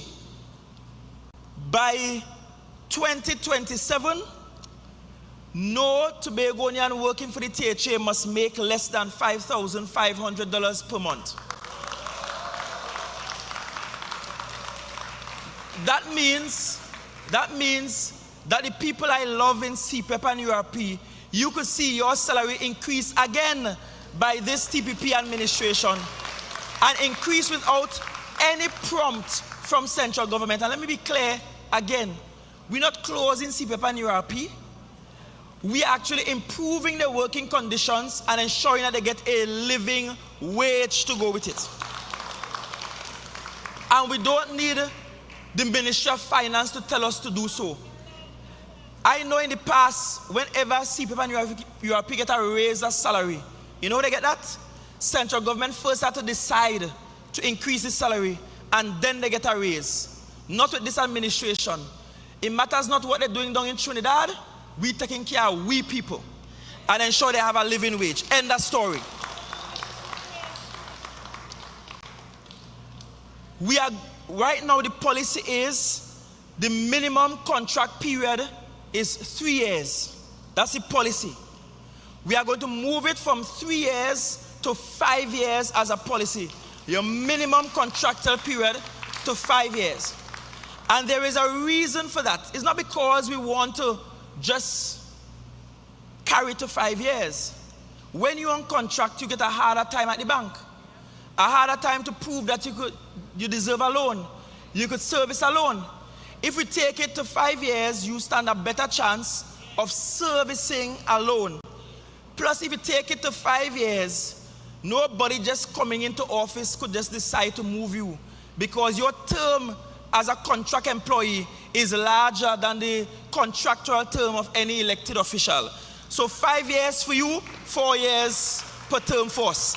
That's how it works. You must get a better deal than we. Those of us who must lead, must serve, and must push from behind.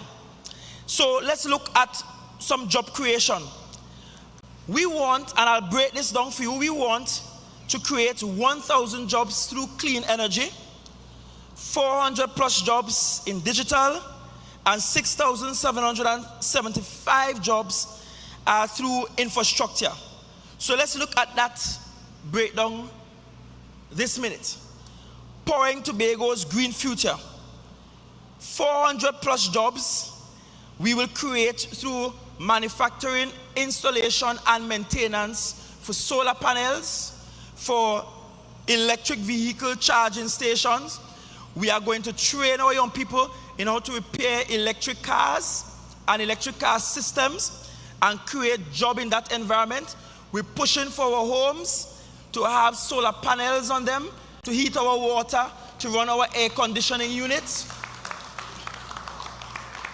And as a policy, a TPP policy, the THA must lead from in front and begin to introduce solar panels to public buildings and public spaces in a major way. So our offices must have redundancy that includes solar.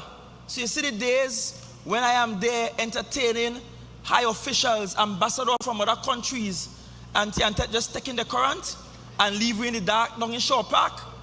We must have backup systems that don't require a generator with diesel, but that can use solar panels to help push some of our electrification. So that's 400 plus jobs in that field alone. Through public building jobs, we create another 400 jobs. And then through green transportation, e-buses and charging stations, we create another 200 jobs. So that's how we create about 1,000 jobs through the clean energy transition that we need to do. We have to get some electric buses here. We have to encourage electric cars. Over the next year and a half, we are going to install electric charging stations. Now, we wanted to do it in the last 4 years, but budget constraints disallowed it. But we already have the designs done. We have the locations pinpointed. We have the locations prepared. All that is required now is for us to go to tender and have those EV charging stations installed. And when we are done, Tobago will have more EV charging stations per square mile than any other Caribbean territory. And we're creating 1,000 jobs in a greener, cleaner future for Tobago. Then we look at Tobago Online, and we want to create about 400 digital jobs. We are talking about things like digital content creators, database analysts, digital product managers, UX and UI designers, digital transformation specialists, data conversion technicians, etc., etc.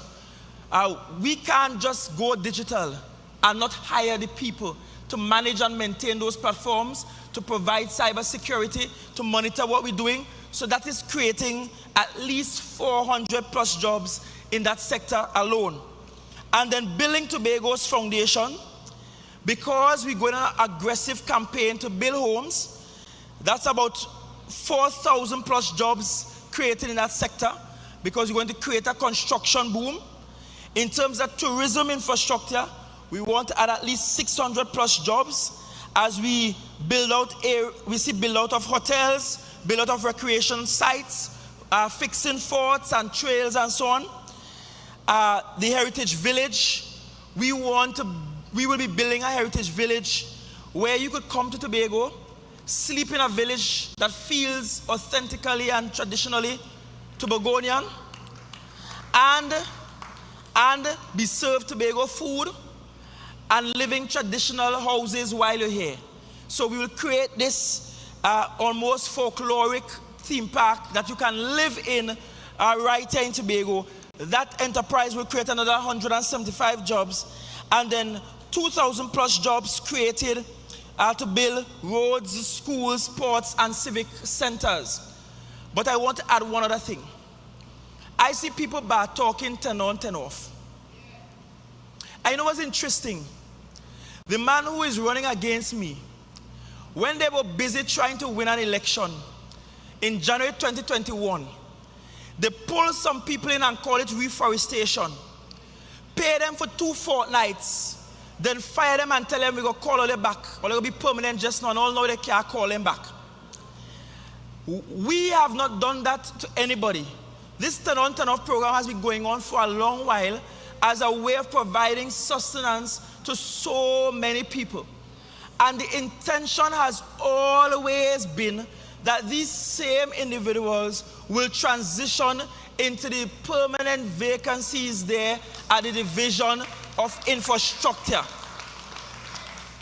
And so now that we have had the 10 on 10 off for a little while, we are at the place that as we go through calendar 2026 and the rest of fiscal 2026, that we will now regularize and make permanent on the casual list those on the 10 on 10 off program.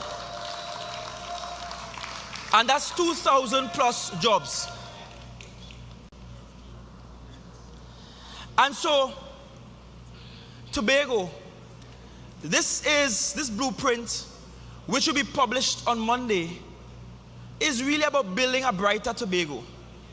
It's really about building a Tobago where every Tobago child has the opportunity to self-actualize. And I talk about it all the time. If I have the opportunity to become chief sec, then I want the youth man in Castara, down in Bonaccord, the youth man who liming down by the waterfront in Boko, the youth man down in Virgil Alley, down in Collar Hall, the youth man up on the block up by Sister Bernie, to have the same opportunity to self-actualize. Tobago must be the space where we build bright futures for all our people, not just for some. This is a government for the many and not for the few. This is not for just a certain class of people. We're not building a government just so our contractor friends alone will get through. We're building a government that the man who ain't no contractor must get through to. Everybody must GT in the next 4 years.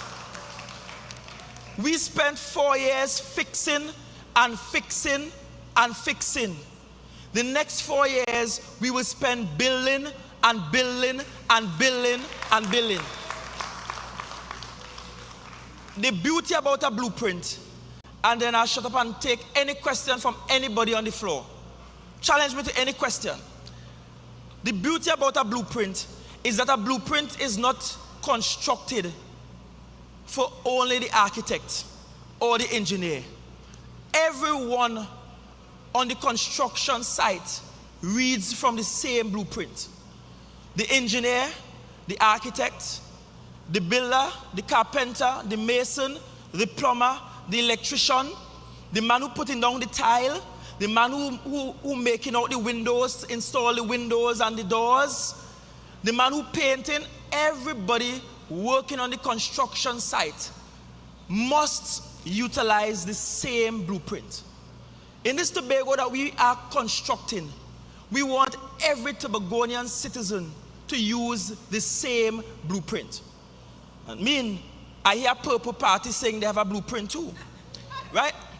But I assure you, this is the only blueprint that makes sense. This is the only plan that you can work with. This is the only plan that will ensure that Tobago grows and truly becomes the greatest little island on the planet. We want a Tobago that is so significantly great that long after I have left this place, I am no longer Chief Secretary. We can look back and look at that day, starting on the 9th of December 2021, when a team of ambitious, passionate, Tobago-loving people came into office and decided that Tobago will no longer be a basket case when it can in fact become the breadbasket. Tobago will no longer succumb to mendicancy when we can in fact offer to the rest of the world. Tobago will no longer be the place where we quarrel and make noise because we just want to make our own decisions. Tobago will be an audacious place to live in with people who are bold and forthright about their own future. And the only thing that will achieve those objectives is this, the Tobago People's Party blueprint for Tobago. Are there any questions? So there might be questions online. So yes, here are moderators. So we take about 3 questions.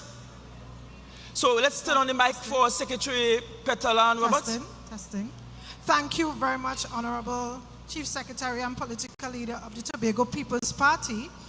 I will now lead the question and answer segment. So let's give the Honorable Chief Secretary. So we'll take about 3 questions. I am also seeing members of the media here. So I don't know if our good friend Elizabeth of CCN TV6 and I-95, I think. If she has any questions, I will accommodate them. And by the way, we have not had any preset. So we have representation from the Chamber of Commerce, 2 there. So we had a structured method of doing the question and answers. In that we would like to see the questions before, just to ensure that they are relevant. But seeing it is that is. But what? We have 3 from the floor. These 2 and 1 from Ms. Felix. I will take them, and if you had questions that were submitted, I ask you to share them and I'll answer them. Okay, so that's how confident I am in the product, that I will blindly answer any question from anybody on the blueprint.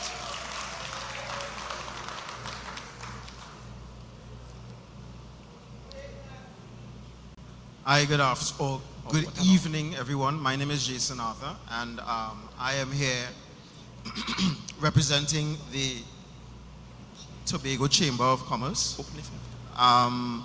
The question I have isn't actually very specifically about the blueprint.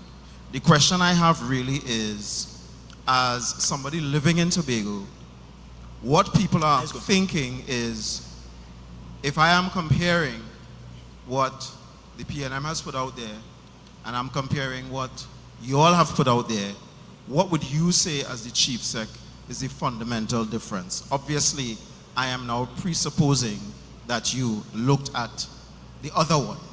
I'll just call it that. 2 fundamental differences. 1, the blueprint is more people-centered and people-focused and has strategies that treated how we can move people from where they are to where they need to be. I have seen major gaps in the other documents about social welfare programs, how they plan to make education a tool for equalizing all our citizens and for this great opportunity for self-actualization. So that's one major difference. And a second major difference is that we have not just proposed plans, but we measured. So for example, they say they will create 7,000 jobs, but they haven't quite said how they will create 7,000 jobs. We showed how we could create 8,000 plus jobs, and the sectors we can create them in, how we are going to introduce those sectors, and how we are going to get those sectors to work for islands development. So we were very systematic in our approach. So we didn't rush this. We knew an election was coming, and we put a team to work on doing the necessary feasibility studies, looking at the economic models, look at what can work for small island developing states like ours. When I pitched that we should go motorsport, we could have picked any sport. We could have said we could just build a cricket stadium. We could say we could build our next football stadium.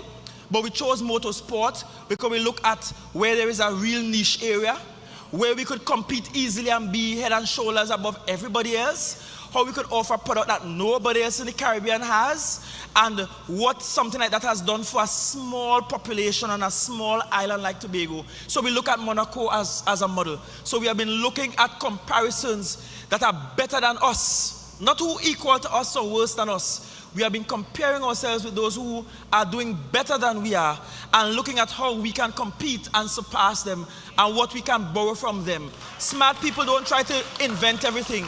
The answers are already there in the world.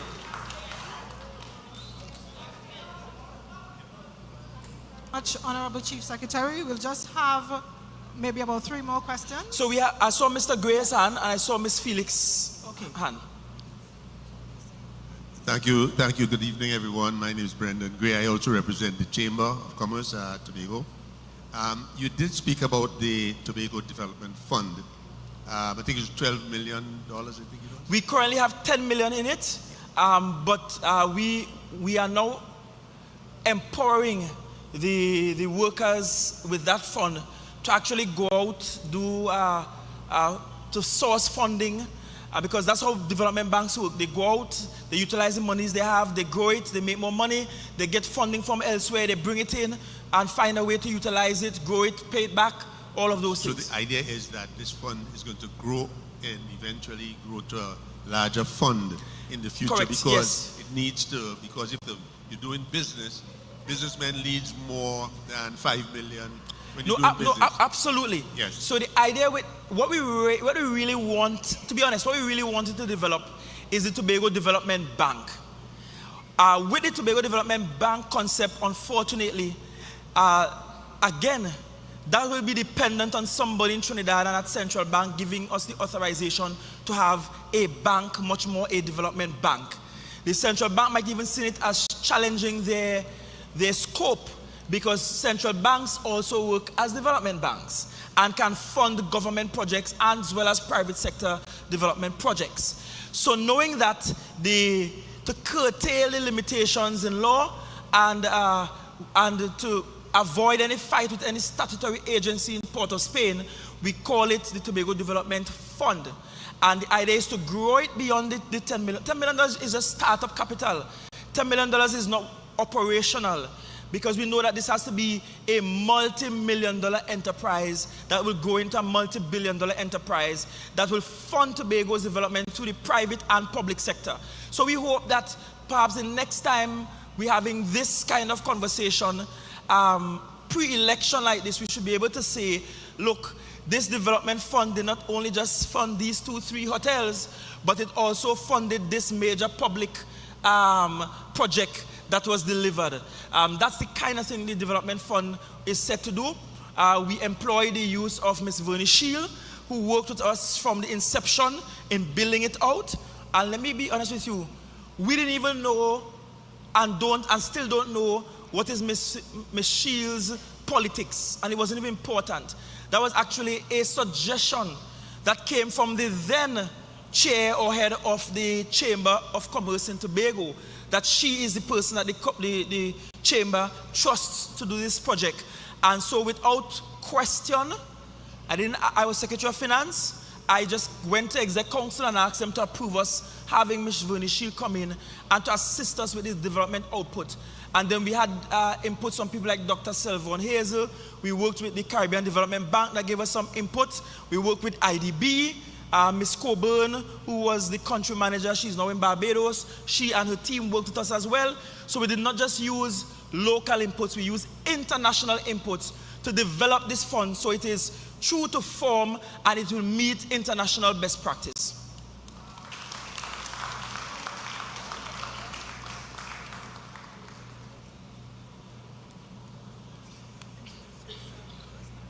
Chanel Felix from Tobago Updates. I have two questions. Sure. One of them has to do with housing. Can you hear me now? Yes. Chanel Felix from Tobago Updates. The first question has to do with housing. How are we going to make sure the equitable distribution of housing is more efficient? Because we know there are persons waiting for land and housing for over 15 years. So what's the 20 years I'm hearing here. So what is the plan to boost the efficiency of the actual distribution? And secondly, this one is a bit personal because I'm currently on a project for the Tobago Airport Hotel that's currently being assisted by IDB. So what I'd like to know is how easy is it for the average Tobagonian to come to the Tobago House of Assembly and say, we have these ideas for these big projects and we want to engage in that type of public-private partnership. Usually when we see these big hotel projects happening with the 1,500 rooms that you discussed, we think about persons of a different hue being able to afford that kind of project. We think about persons that are financially at a different level than the average Tobagonian would ever be able to reach. So how easy is it for the average Tobagonian to come and engage in that type of business with the THE?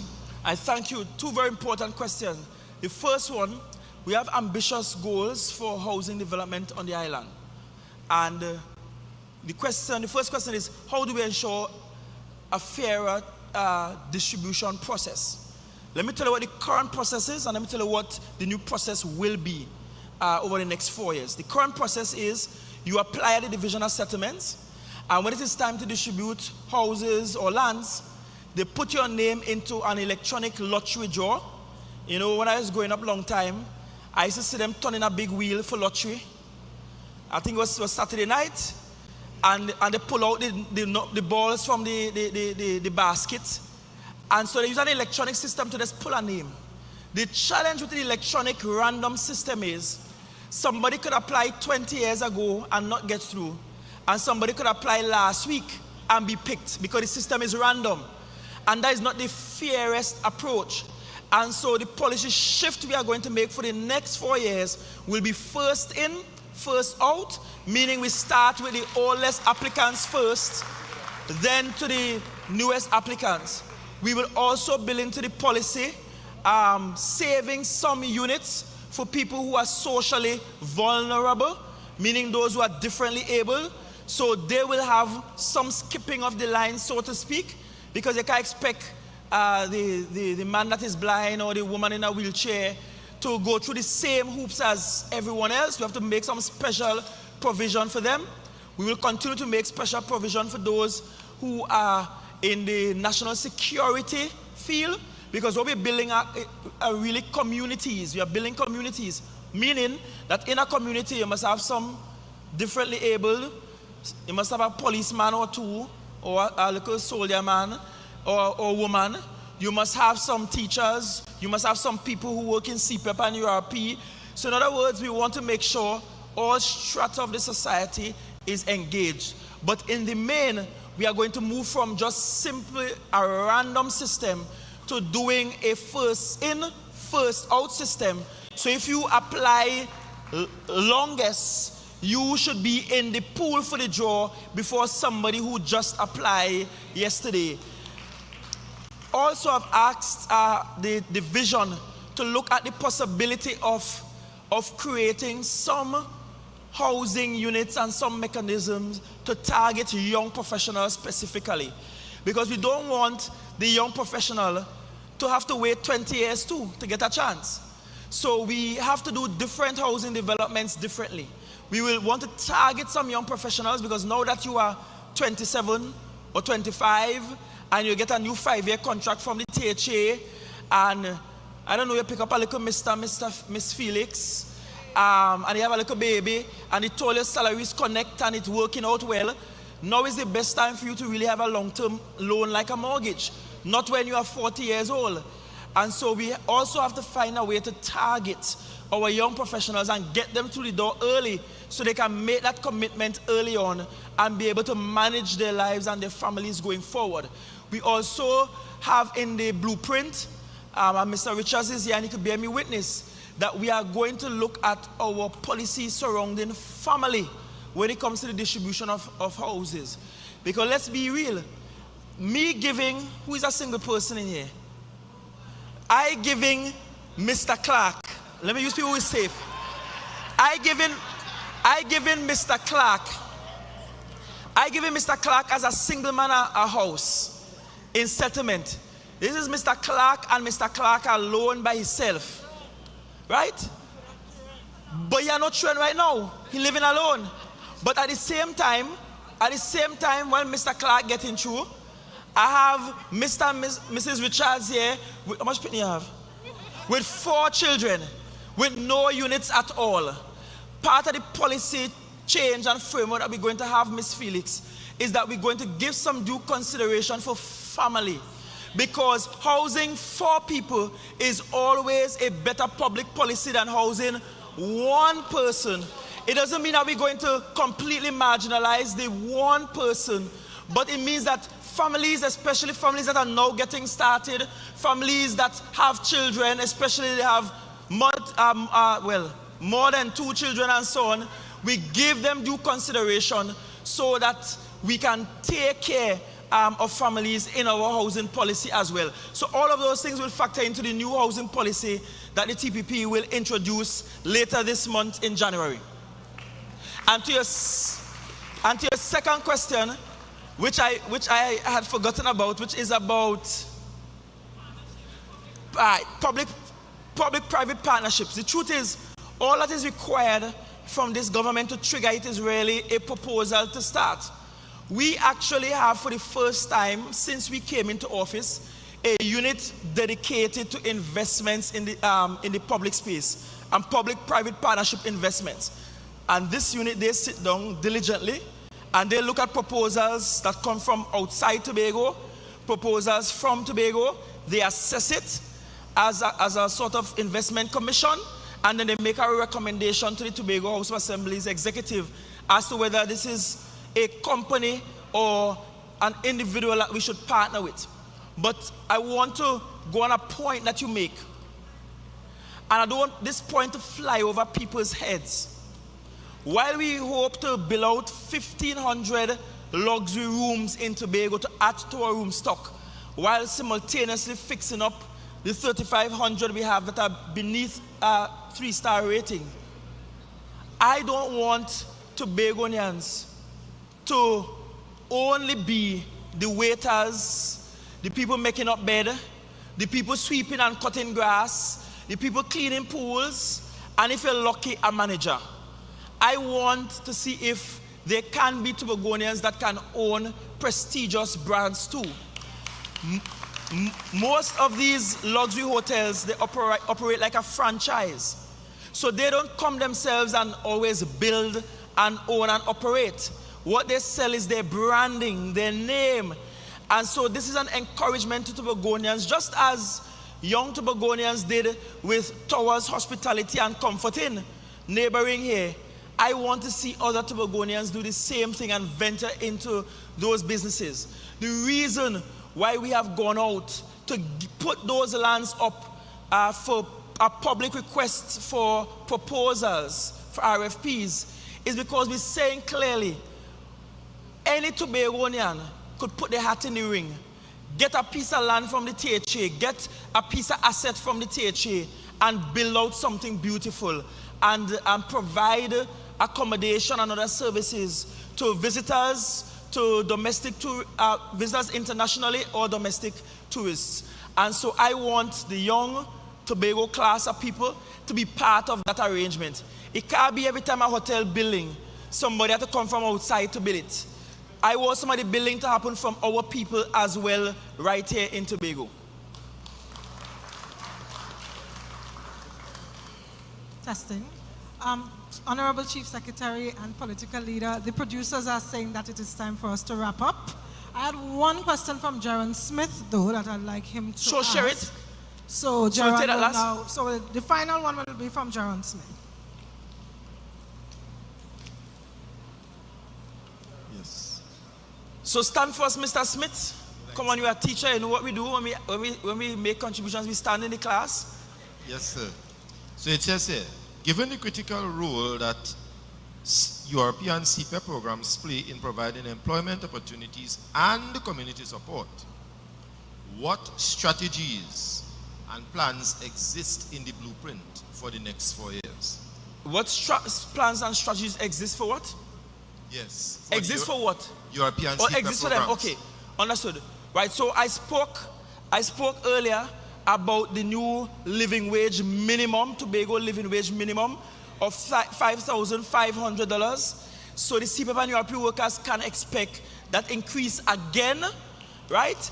And I'm saying, we didn't promise you to increase your salary the first time around, and we did it anyway. And so I feel I have the authority to promise the increase now because we have a track record of giving them an increase. So one, that supports their enterprise and give them a living wage. Two, the training element and component in CPEP and URP. We want, while you're in the CPEP and URP program, you must walk away with training and accredited certification for those skills that you would have learned in CPEP and URP. So you will then have the option later on to expand and to get into entrepreneurship and do business on your own. We also will look at how we can use CPEP and URP in agriculture. You already seen the testing happening up at Roxborough with the team being led by Mr. Roland Murray. Interesting, and next man talking about he and Mr. Murray good and all that kind of thing. He was Secretary of Agriculture and never thought one day to move Mr. Murray to a place where he would be of greater use training our people. And that kind of effort you can see increase exponentially across CPEP and URP, so they can help us grow food, tend to animals, livestock, especially small ruminant, and diversify what they do beyond just landscaping our public areas. But we will essentially have an even more productive CPEP and URP, and it will start with incentivizing their work by getting them the new Tobago living wage minimum.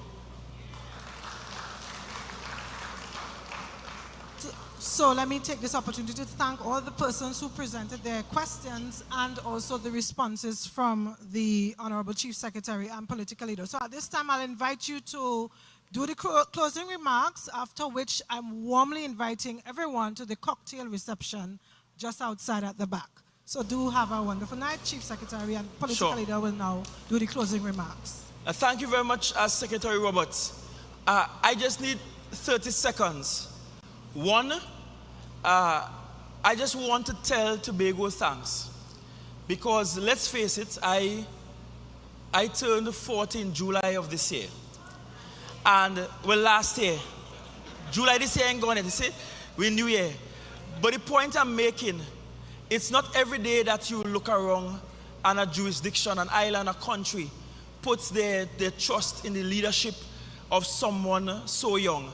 And I want to tell Tobago for being at that time black and brave. And I know this time around you will remain true and blue as we go to the polls on January the 12th. So I want to say thanks, because in you putting that trust in my leadership and in this team, you essentially have said to Tobago that other young people are worthy of a chance. And I didn't get to the position by trying to con anybody. I didn't get to the position by trying to kick out somebody to get the chief sec work. I didn't get to the position by wheeling and dealing. I got to it by coming to the public, by saying, I want to be your next chief secretary. Give this team and me a chance, and you gave this team and me a chance to the extent that we could not even finish going through all of the deliverables that happened across the last 4 years. This was to be a 2-hour program, stretched probably into 4 going on 5, because of how long the period of deliverable was. And I want to tell you it's going to be even more significant over the next 4 years. And I want you to trust the process with us. We said, let me fix this in the first iteration. Now we're saying Tobago is we. And that simply means that for this blueprint to really make sense, for us to get it achieved, then all of us, the collective we, have to be in the work outputs. It means that after you have voted for us, you're not going to turn your backs. You're not going to frown when we say to you, hey, we have to put in more work when we go to work on mornings. It means that parents are not going to screw up their face when we say, look, we are going to introduce parenting class for everybody having a child because we want it to be the best parents. It means that communities, shops, and businesses won't frown to just give a little $500 to a school graduation. Because when we say Tobago is we, it means that you're voting for the best team to run the island, but you're also voting for yourself to be part of the we that executes this blueprint. And together, not Farley alone, not Farley and friends, not this super team, not this beautiful team of talented people alone, but not just the executive of the party with chairman second, but every single one of us will be part and parcel of the work outputs to ensure the Tobago that is we is a much more beautiful Tobago, a much more productive Tobago, a much more successful Tobago, and ultimately the Tobago that becomes the greatest little island on the planet. Thank you. Happy New Year to everyone. And we march forward together towards January the 12th, 2026. Tomorrow we meet down in Mount Pleasant, Lowlands, near Perfect Tint, next to after Cat Supermarket in the area there. Tomorrow is what day? Tomorrow is Friday, you see? Tomorrow is Friday, so don't look for me tomorrow night. But the party has capable deputy political leaders who will deputize and will give area representative Wayne Clark the support. So tomorrow we are in Lowlands. On Saturday, we are down in the Mount Pleasant area. So we go down to Lowlands, down by Cad's supermarket there. And Saturday is, and from Saturday we will have 2 meetings per night. So Saturday will be both Bonaccord Crown Point and Buku Mount Pleasant for our focus. Again, thank you. I believe this steel orchestra might be playing the Tobago is we song to serenade us on the way out. And then we have some non-alcoholic cocktails outside. We're starting the new year fresh with a commitment to always be sober and steadying our minds and ready for the change that is coming. Thank you, and God richly bless you.